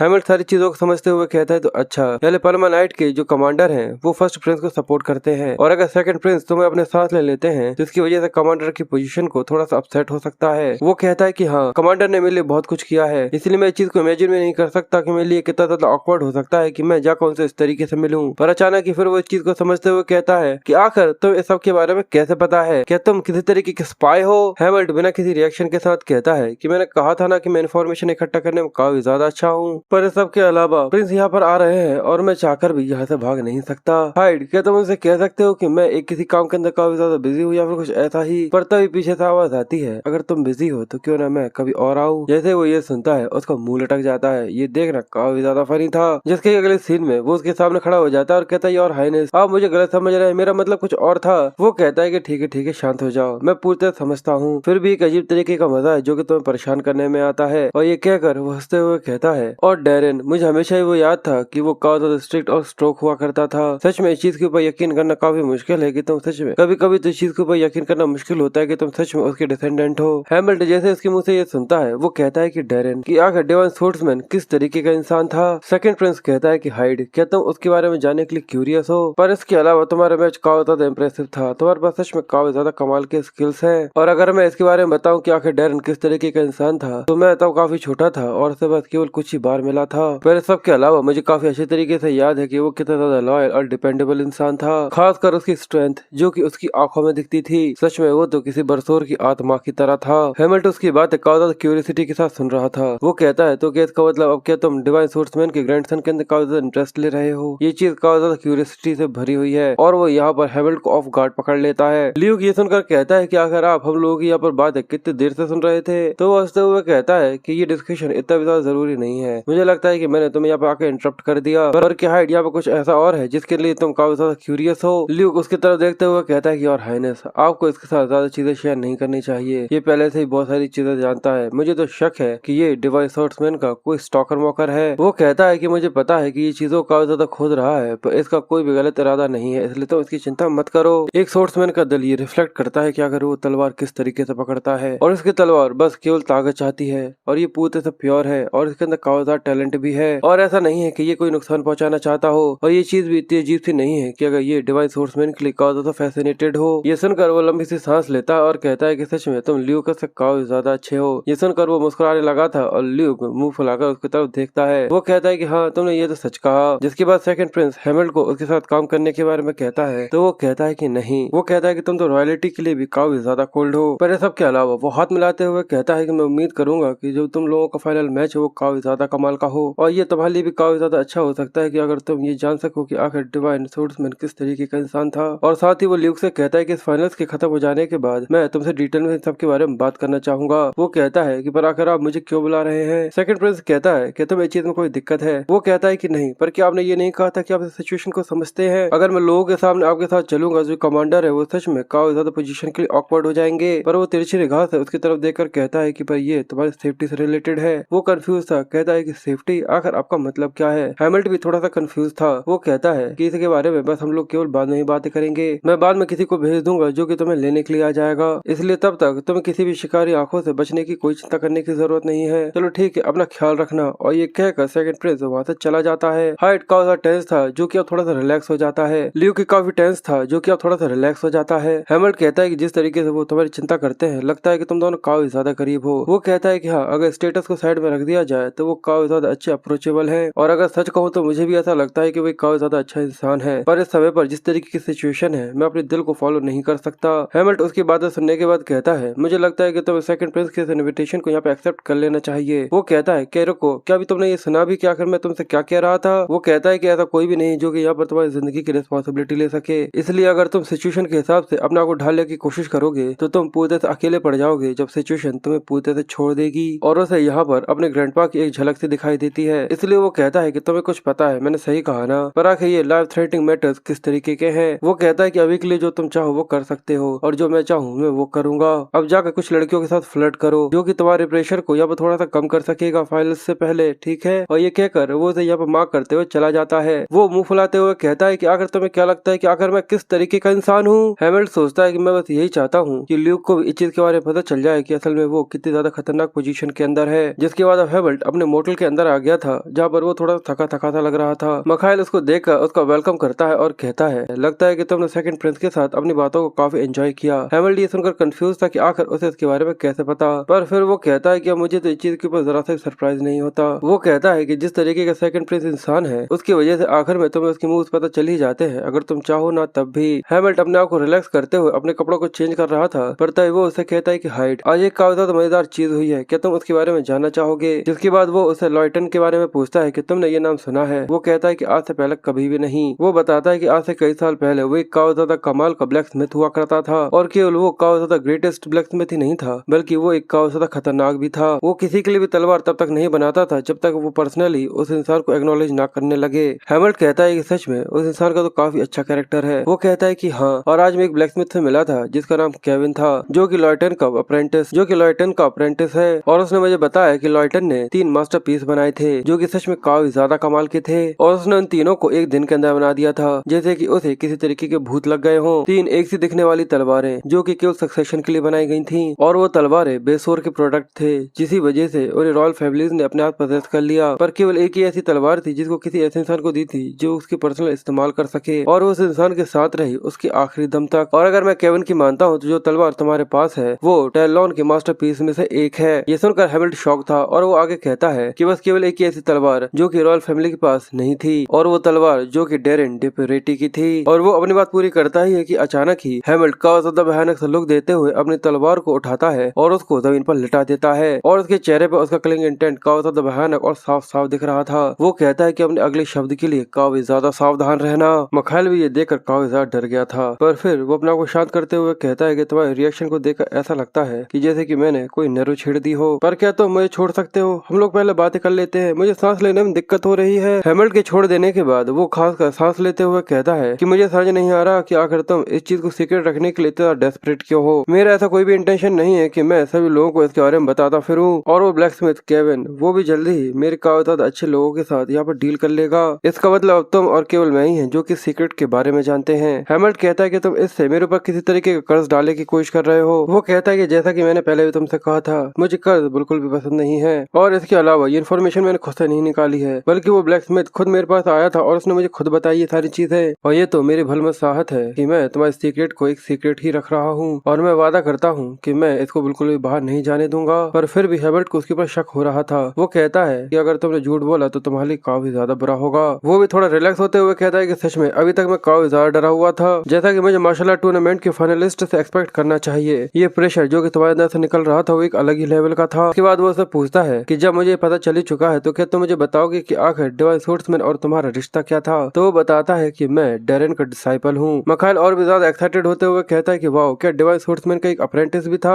और इतने समय से मैं डिवाइन सोर्समैन के अप्रेंटिस के साथ यहाँ पर रूम शेयर कर रहा हूँ। सच में ये तो कितनी ज्यादा कूल बात है। वो सोचता है कि सच में ये कुछ से ज्यादा ही शोर मचा रहा है। मिखाइल आगे बोलता है कि तुमने डिवाइन सोर्समैन से इसकी सोर्समैनशिप उसके गायब होने से पहले या फिर बाद में सीखी थी, और कि इसी वजह से तुम बोरोस के अंदर जो आए हो, तुम्हारा रीजन यहाँ पर मार्शल आर्ट टूर्नामेंट को केवल जीतने का नहीं है। मैंने सही कहा ना? पर वो अपनी बात पूरी करता उससे ही पहले वो कहता है कि मिखाइल, तुम्हारे लिए यही अच्छा होगा कि तुम ये प्रेटेंड करोगे जैसे कि तुम मुझे जानते ही नहीं हो। ये सुनने के बाद मिखाइल भी थोड़ा सीरियस सा हो गया था, और वो कहता है ऐसा लगता है जैसे कि कुछ होने वाला है। ठीक है, अगर ऐसा है तो मेरा भी इस चीज के अंदर इन्वॉल्व होने का बिल्कुल भी इरादा नहीं है। मुझे लगता है कि मुझे मेरी चीजें एडवांस में ही पैक कर देना चालू करना चाहिए, क्योंकि अगर मैं अचानक यहाँ से निकलूंगा तो मेरा स्टेमिना मेरे साथ नहीं होगा। और वही हेमल्ट डेरेन की उस तलवार को देखते हुए सोचता है कि मुझे अभी तक इसका कोई भी आइडिया नहीं था कि ये तलवार सच में इतनी ज्यादा फेमस है। मैं जानता था कि ये अच्छी है, इसकी शार्पनेस भी काफी कमाल की है, पर फिर भी अगर ये इतनी ज्यादा फेमस है तो आखिर अभी तक इससे पहले किसी ने भी इसको पहचाना क्यों नहीं था? मिखाइल उसे बताता है कि ये चीज समझने वाली है, क्योंकि असल में जो चीज तुम्हारे पास है वो केवल रॉयल फैमिली के पास होती है, क्योंकि जब तक रॉयल फैमिली का कोई तुम्हें ना देख ले इस चीज में कोई भी दिक्कत नहीं है। और इसके अलावा बाहर से तो ये बिल्कुल ऑर्डिनरी सी लगती है, इसी वजह से कोई ये पहचान ही नहीं सकता कि सच में इतनी ज्यादा कमाल की है। इसलिए अभी के लिए तुम्हारे लिए यही अच्छा होगा कि तुम किसी भी प्रिंस या फिर किंग के सामने ना जाओ। पर सबके अलावा अगर तुम्हारे फाइनल्स की तैयारी कैसी चल रही है? मैंने देखा था, तुम्हें देखकर लगता है जैसे कि तुम्हें ल्यू की काफी ज्यादा चिंता होती है। तो वो कहता है कि ऐसा बिल्कुल भी नहीं हो सकता, और वो सोचता है कि बिल्कुल कल वो आखिरी दिन है जहाँ पर मैं ल्यू के साथ अपनी तलवार को क्रॉस करूंगा। मैं बस यही उम्मीद करता हूँ कि वो कुछ जरूरत से ज्यादा ही मटेरियलिस्टिक न हो जाए। और दूसरी तरफ हमें रेगिस्तान का सीन दिखाया जाता है जहाँ पर काफी ज्यादा तेज हवाएं चल रही थी। एक आदमी जो कि उस रेगिस्तान के अंदर चल रहा था वो एक जगह पर आकर रुक जाता है, और फिर वो जमीन से रेत उठाकर वहाँ पर कुछ जैसे चेक कर रहा था। था और अचानक ही वहाँ पर काफी ज्यादा तेजी से ऐसा लगता है जैसे कुछ निकल कर बाहर आ रहा हो और एक काफी ज्यादा बड़ा सा गड्ढा उसके सामने हो जाता है और वो हुडी वाला आदमी जो कि शांति से वहाँ पर खड़ा हुआ था उसके सामने एक काफी ज्यादा बड़ा सा स्कॉर्पियन आ गया था। जिसके बाद वो आदमी अपने पास एक क्रिस्टल निकालता है जो कि अचानक ही चमकने लगा था और जो स्कॉर्पियन था उसके सिर पर भी एक क्रिस्टल लगा हुआ था जो कि इसकी वजह से ग्लो करने लगता है। वो कहता है कि अच्छे बच्चे, तुम्हें तुम्हारा मास्टर काफी अच्छी तरीके से याद है, अब समय हो चुका है उठकर खड़े होने का। जिसके बाद फिर से हमें एरिना का सीन दिखाया जाता है और एक काफी ज्यादा बड़ा वाइड एरिया जो कि देखने में काफी ज्यादा शानदार लग रहा था। अंदर सभी लोग फाइलर्स की वजह से काफी ज्यादा चेयर कर रहे थे और दोनों ही प्रिंस और किकीरो भी वहाँ पर खड़े होकर उसे देख रहे थे और साथ ही मखाइल और उसका बटलर भी वहाँ पर बैठकर इस चीज को एंजॉय करने वाले थे क्योंकि अब आखिरकार वो दोनों ही एक दूसरे के आमने सामने आकर खड़े हो जाते हैं। और जिस तरीके से अनाउंस किया जा रहा था, हेमल्ड कहता है मुझे ऐसा लगता है जैसे कि मुझे यहाँ पर किसी विलन की तरह कास्ट करा है। वो कहता है कि इसकी चिंता मत करो, ये तो बस केवल शो के लिए है, वो भी केवल बरसोर के लोगों के लिए। वो ल्यूक से कहता है कि तुम अपने ऊपर कुछ जरूरत से ज्यादा बोझ मत लेना क्योंकि अगर तुम यहाँ पर हाइप होने के बाद हार जाते हो तो जो उसका बैकलैश होगा वो बिल्कुल भी कम नहीं होगा।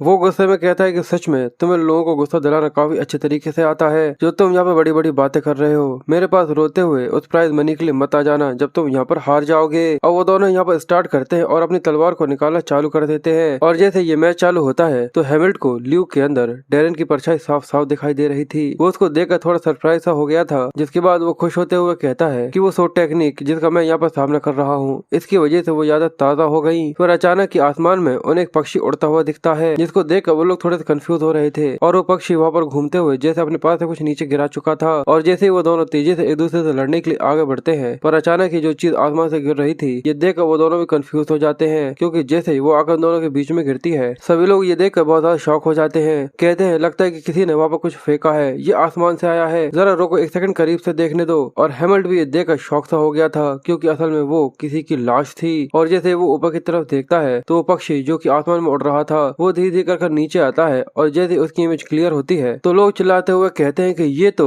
एक बीस्ट है। ल्यूक भी घबरा गया था, एक मॉन्स्टर, पर आखिर एक मॉन्स्टर ऐसी जगह पर कहां से आ सकता है। हेमल्ट जोर से चिल्लाते हुए उसकी तरफ आवाज देता है तो वो कंफ्यूजन के साथ जैसे उसकी तरफ देखता है तो वो बहुत ही भयानक तरीके से उसकी तरफ बढ़ रहा था। ये देखकर वो भी घबराते हुए कहता है कि आखिर ये क्या है, क्या तुम भूल चुके हो कि आखिर हम लोग किस सिचुएशन के अंदर हैं। पर वो इशारा करता है कि वो ऊपर जाना चाहता है। ल्यूक ये समझ जाता है और वो जल्दी से अपनी तलवार से एक स्टैंड बनाता है जिसके हेमल्ट उसकी तलवार से वहाँ पर एक फुटिंग लेकर आसमान की तरफ जंप कर देता है और वो अपने विस्क के साथ सीधे उस मॉन्स्टर की तरफ बढ़ रहा था। और वो जैसे उसकी काफी ज्यादा करीब पहुंचता है और वो देखने में काफी ज्यादा भयानक लग रहा था, जहाँ पर वो उस मॉन्स्टर के ऊपर अपने विस्क के साथ एक डुअल क्रॉस दे मारता है। इसकी वजह से उसके कई सारे टुकड़े हो जाते हैं और वो जाकर जमीन पर गिरने लगा था। ल्यूक भी उसकी ताकत देखकर काफी ज्यादा शॉक हो गया था कि हेमल्ट असल में कितना ज्यादा ताकतवर है। उस मॉन्स्टर के वहाँ पर गिर जाने के बाद कई सारे नाइट्स वहाँ पर आकर जो लाश वहाँ पर पड़ी हुई थी उसे भी कवर कर देते हैं और बताया जाता है कि असल में ये साउथर्न ओएसिस विलेज का एक रहने वाला था। इसलिए किकीरो जल्दी से वहाँ पर नाइट स्क्वाड को बुलाने का कहता है और जल्दी से वहाँ पर जाने के लिए शेड्यूल बनाता है और वो बस यही जानना चाहते थे कि अगर वो मॉन्स्टर इतनी बड़ी लाश को यहाँ तक लेकर क्यों आया है। तो एक नाइट हिचकिचाते हुए कहता है जैसे कि ये लग रहा हो कि ये एक वॉर का डिक्लेरेशन हो। ल्यूक उन लोगों की बातें चुपचाप से सुन रहा था और वो उस मॉन्स्टर को देखकर कहता है तो क्या अच्छा ये एक मॉन्स्टर होता है और वो ऐसी चीजों से लड़ते हैं। इसलिए वो हाइट से इसके बारे में पूछते हैं कि तुम आज से पहले भी मॉन्स्टर से लड़ चुके हो, अगर ऐसा नहीं है तो आखिर तुमने इस तरीके का जजमेंट कैसा लगाया। वो बताता है कि मैं ऐसे मॉन्स्टर से तुम सोच भी नहीं सकते उससे ज्यादा लड़ा हूँ। वो कहता है कि सच में हम लोग इस समय पर ऐसी किसी चीज के ऊपर बहस करने वाले हैं, पर जितना ज्यादा मैं तुम्हें जानता जा रहा हूँ तुम्हारे एक्शंस तुम्हारे अपीयरेंस से बिल्कुल भी मैच नहीं खाते और क्या सभी मॉन्स्टर्स बिल्कुल ऐसे ही होते हैं। हेमल्ट कहता है कि आज से पहले मैंने इसका सामना नहीं किया था। ल्यूक कहता है कि इससे पहले मैं वैसे केवल सिविलियन हुआ करता था, एक नाइट तक नहीं। तो आखिर किसी नॉर्मल इंसान को किसी मॉन्स्टर से लड़ने के कितने सारे चांसेस मिल सकते हैं। पर हेमल्ट एक कोल्ड लुक सा देते हुए कहता है कि वो तो अचानक ही किसी वजह से भी यहाँ पर सामने आ सकते हैं और असल में इंसानों के लिए उनसे निपटना काफी ज्यादा आसान होता है, इसलिए तुम्हें उनसे डरने की जरूरत नहीं है। वो कहता है कि डरना, आगे ऐसा किसने कह दिया कि मैं यहाँ पर डर रहा हूँ। और वो सोचता है कि पर अगर कोई मॉन्स्टर के पास इंटेलिजेंस आ जाए तो वो एक अलग ही कहानी देगा। जिसके बाद अनाउंस किया जाता है कि इस फाइनल मैच को अभी के लिए टेम्परेरी सस्पेंड कर दिया गया है और उन लोगों को वेटिंग रूम के अंदर बैठने का कहते हैं। पर ल्यूक कंफ्यूज था कि आखिर उन्हें वेटिंग रूम के अंदर क्यों भेजाया जा रहा है। और अब जैसे ही वो लोग सारी चीजें शांत हो जाने के बाद वेटिंग रूम के अंदर आते हैं तो वो वहाँ पर किकीरो और उस नाइट को देखते हैं जो कि वहाँ पर खड़ा हुआ था। किकीरो कहता है लगता है कि सभी लोग यहाँ पर आ चुके हैं। ल्यूक उससे पूछता है कि आखिर आप यहाँ क्या कर रहे हैं। वो कहता है कि मुझे सीधे मुद्दे पर आ जाना चाहिए क्योंकि टाइम ऐसा ही चल रहा है। और वो बताता है कि वो मॉन्स्टर जो कि अपने साथ लेकर आए थे वो साउथर्न ओल्डन रीजन के कुछ लोगों के हिस्से थे। इसका मतलब यही है कि उस जगह पर मॉन्स्टर्स का अटैक हुआ होगा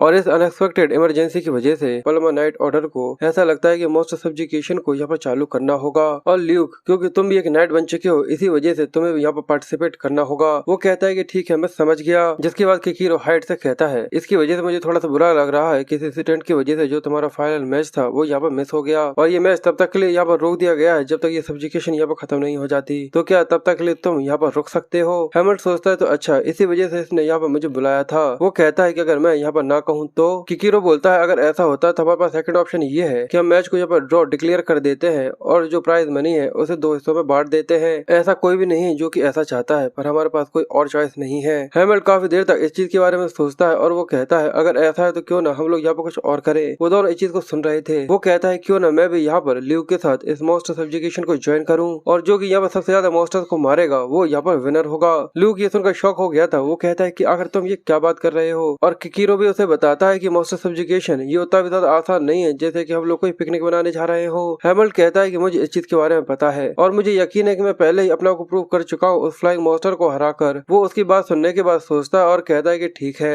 वैसे तुम बेसोर मार्शल आर्ट टूर्नामेंट के एक फाइनलिस्ट हो, तो मुझे माफ करना कि अगर मैं तुम्हें यहाँ पर जरा सा डिस्कम्फर्ट कर दिया हो। तो चलो ठीक है, अब तुम दोनों फाइनलिस्ट अपने आप को तैयार कर लो, क्योंकि हम लोग कल 3 बजे प्लाजा से निकलने वाले हैं। ल्यूक और हाइड दोनों के दोनों वहाँ से निकल चुके थे। ल्यूक उससे पूछता है कि तुम सच में इस सब्जुकेशन के लिए जाना चाहते हो? पर इसके अलावा वो गुस्सा करते हुए कहता है कि पर आखिर तुम इस तरीके से डिमांड कैसे कर सकते हो कि जो ज्यादा मॉन्स्टर्स को मारेगा वो यहाँ पर जीतेगा? तुम्हें पता है ना कि ये मेरा पहली बार था, क्या तुम चीज अपनी तरफ फेवर में लेना चाहते हो? वो कहता है कि ये कोई फेयर वाली चीज नहीं है। जितने मॉन्स्टर्स का सामना होता है वो बस केवल लक से होता है, और इसके अलावा मैं बस यहाँ पर केवल जीतने के लिए ये सब नहीं कर रहा हूँ। मैं ये सब इसी वजह से कर रहा हूँ क्योंकि मुझे तुम्हारी चिंता हो रही है। ये सुनकर वो भी चुप हो जाता है और कहता है, क्या तुम्हें सच में ऐसा लगता है कि कोई मॉन्स्टर मुझे मार सकता है? वो कहता है कि अभी इसी चीज को जाने दो। ल्यूक कहता है कि मैं मजाक कर रहा था। सेकंड प्रिंस ने भी पहले भी ये चीज मुझसे कही थी। मैं खुद भी इस चीज के बारे में सोच रहा था, जिस वजह से मैं पूरी रात नहीं सो पाया। इसी वजह से कम तुम मुझे ये तो बता सकते हो कि आखिर मेरी जान को किस चीज से खतरा है, या फिर आखिर कौन है जो कि मुझे मारना चाहता है? हेमल्ट उसकी बात सुनकर सोच रहा था कि अभी मैं बस केवल लोगों के ऊपर शक ही कर सकता हूँ। ये बात एक शक की बात है, पर अब ये भी थोड़ी सी अजीब तरीके की एक्टिंग करने लगा है। इसकी वजह से यहाँ पर दिक्कतें खड़ी हो सकती है। वो कहता है कि अभी मैं खुद भी इस चीज के बारे में श्योर नहीं हूँ, पर जब तक ये चीज पूरी सच नहीं हो जाती तुम किसी के ऊपर भी यकीन नहीं कर सकते, किसी नाइट के ऊपर भी नहीं, यहाँ तक अपने कैप्टन के ऊपर भी नहीं। ये सुनने के बाद ल्यूक थोड़ा सा और भी ज्यादा घबरा जाता है। फिर अचानक ही हाइड को पीछे से कोई आवाज देता है तो वो कंफ्यूज पीछे की तरफ देखता है। मखाइल वहाँ पर अपने नाइट के साथ घूमते हुए आ गया था। वो उससे कहता है कि तुम? मखाइल कहता है, लगता है कि तुम दोनों यहाँ पर किसी तरीके की मीटिंग कर रहे हो। ल्यूक कंफ्यूज था। वो उन दोनों को देखकर कहता है कि आखिर ये कौन है? क्या ये तुम्हारा छोटा भाई है? वो कहता है कि नहीं, इस समय बस यहीं पर मिला था। मखाइल कहता है कि यहाँ पर इंटरप्ट करने के लिए मुझे माफ करना, पर मुझे 1 मिनट के लिए कुछ काम है। तो क्या हाइड तुम मेरे साथ कुछ देर के लिए आ सकते हो? ल्यूक इससे कहता है कि कोई दिक्कत नहीं, पर साथ ही वो हाइड से भी कहता है कि मैं प्लाजा की तरफ ही बढ़ रहा हूँ, तो तुम अपने गेट्स के साथ वहाँ पर पहुँच जाना। मखाइल कहता है, लगता है कि तुम दोनों एक दूसरे के काफी ज्यादा करीब आ चुके हो, क्यों मैंने सही कहा ना? पर वो उससे कहता है कि आखिर तुम यहाँ पर क्या कर रहे हो? मखाइल बताता है कि आज रात में बेसोर को छोड़ दूंगा, इसी वजह से शायद ये हमारी आखिरी बार बात हो सकती है। नहीं, मुझे लगता है कि कभी फिर से हम लोगों की मुलाकात हो सकती है, तो शायद ये आखिरी बार नहीं था।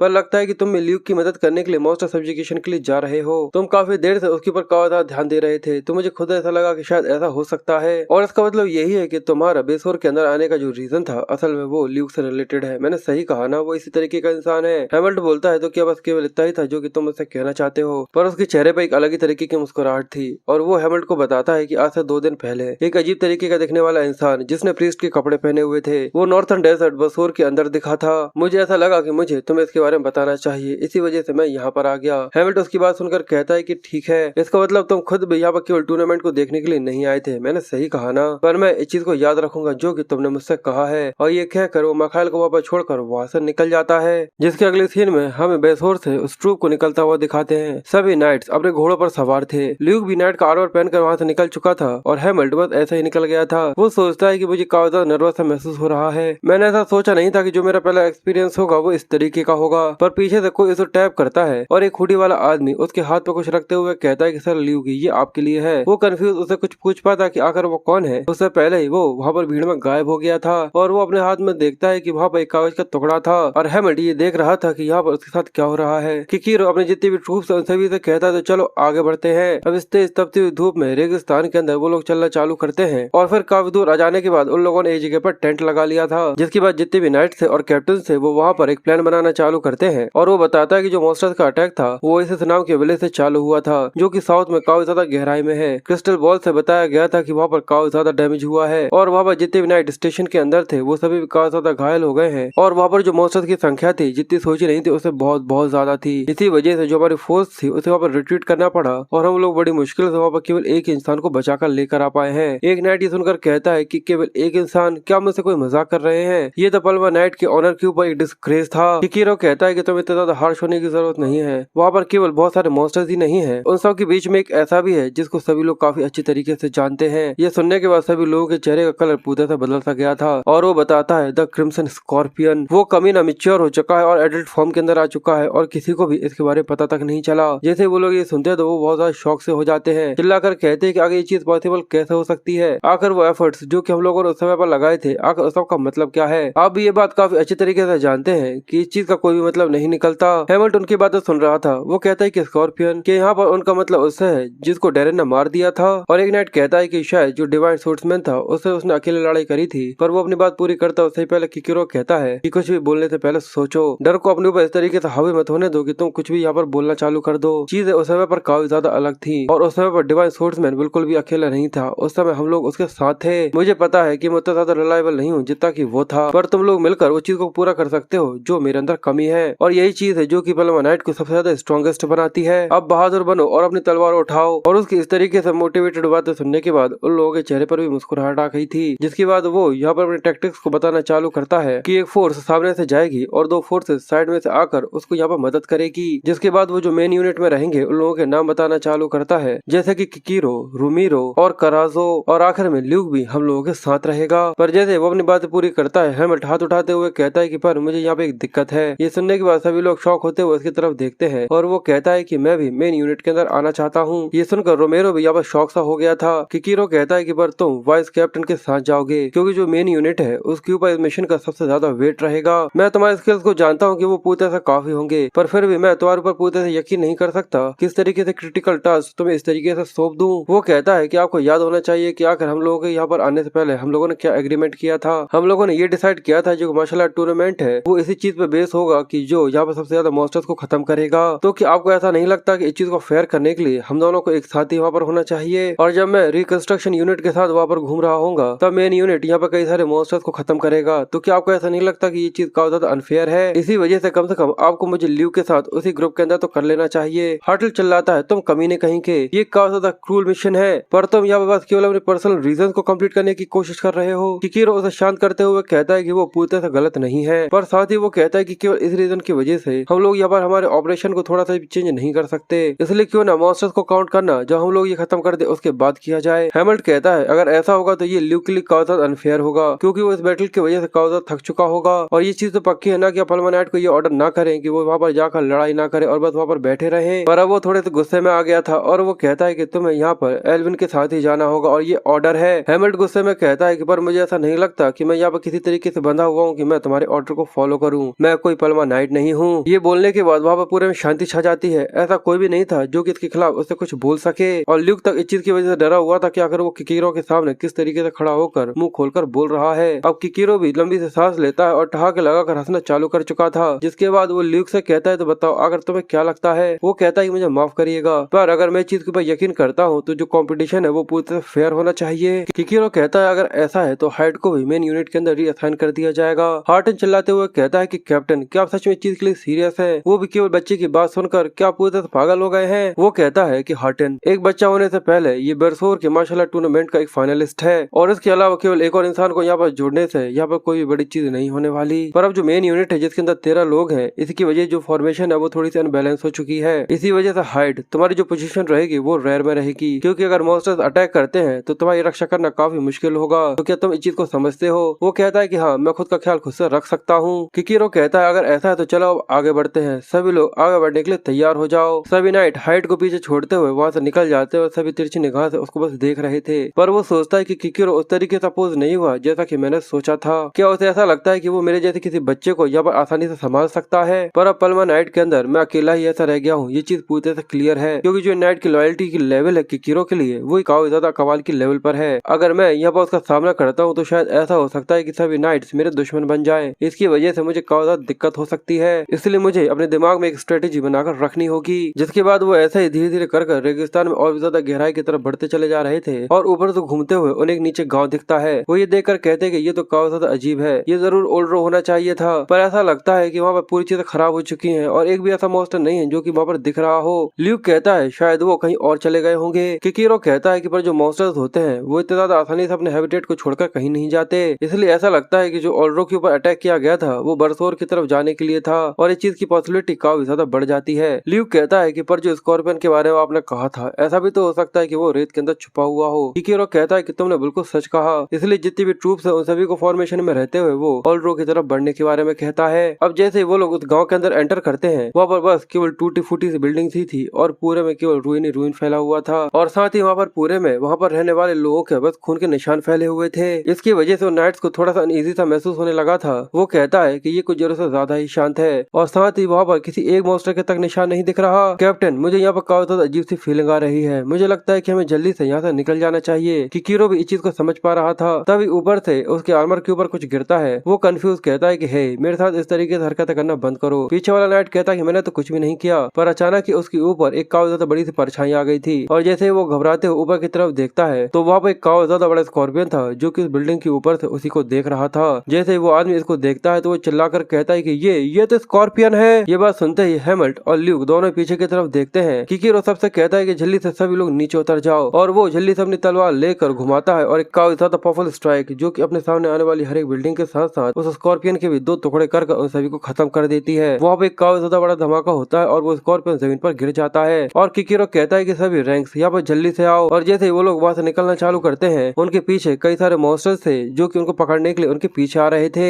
नीचे से अचानक एक काफी ज्यादा बड़ा गड्ढा हो जाता है जिसके अंदर एक नाइट गिर गया था। हॉट नीचे गिर जाने की वजह से वो जोर से चिल्लाता है और उस बड़े से गड्ढे के अंदर से एक बड़ा सा स्कॉर्पियन था जो कि उसके सामने उसे मारने के लिए आ गया था। किकीरो जैसे पीछे की तरफ देखता है तो वो उसको देखकर घबरा जाता है। हैमल्ट भी उसको देखकर कहता है कि डैम इट, पर अगर मैं उसे यहाँ से बचाने के लिए गया तो मुझे यहाँ से नीचे उतरना होगा। पर वो ये देखकर और भी ज्यादा शॉक हो जाता है क्योंकि ल्यूक बिना झिझके हुए उसकी तरफ बढ़ रहा था और वो अपनी तलवार निकालकर सीधे उस गड्ढे के अंदर कूद जाता है और साथ ही वो हॉर्टन से कहता है कि जल्दी से नीचे की तरफ झुक जाओ। साथ ही वो अपने विश को रिलीज करते हुए उस स्कॉर्पियन के ऊपर हमला करता है और सीधे उसके शेल के ऊपर एक काफी ज्यादा गहरा कट दे मारता है। पर यह अटैक इतना ज्यादा पावरफुल नहीं था कि वो उसे एक ही बार में यहाँ पर मार सके। इसी वजह से जो उसका चेहरा था वो पूरे से बदल जाता है। वो कहता है कि डैम इट, ये खत्म नहीं हुआ, आखिर ये इतना टफ क्यों है। और वो हॉर्टन से कहता है कि जल्दी से घोड़े पर चढ़िए और जितने वैन गार्ड उन सभी को फॉलो कीजिए। हॉर्टन बिल्कुल ऐसा ही करता है और ल्यूक भी जल्दी से जंप करते हुए उसके घोड़े के ऊपर सवार हो जाता है और जब वो हेमल्ट के साइड में से निकलता है तो वो उसको देखकर बस कंफ्यूज हो रहा था। चिल्लाकर बताता है कि सभी यूनिट्स ऑल डोर से बाहर आ चुके हैं। ये सुनने के बाद किकीरो सभी लोगों से कहता है कि जितने भी प्लेटून्स हैं वो सभी जल्दी से घूमो और जितने भी अपर रैंक्स हैं वो सभी आगे बढ़ो और वो अपनी तलवार निकालकर अब सभी मॉन्स्टर की तरफ बढ़ना चालू कर देते हैं और कहते हैं कि हमें इन्हें यहाँ खत्म करना होगा।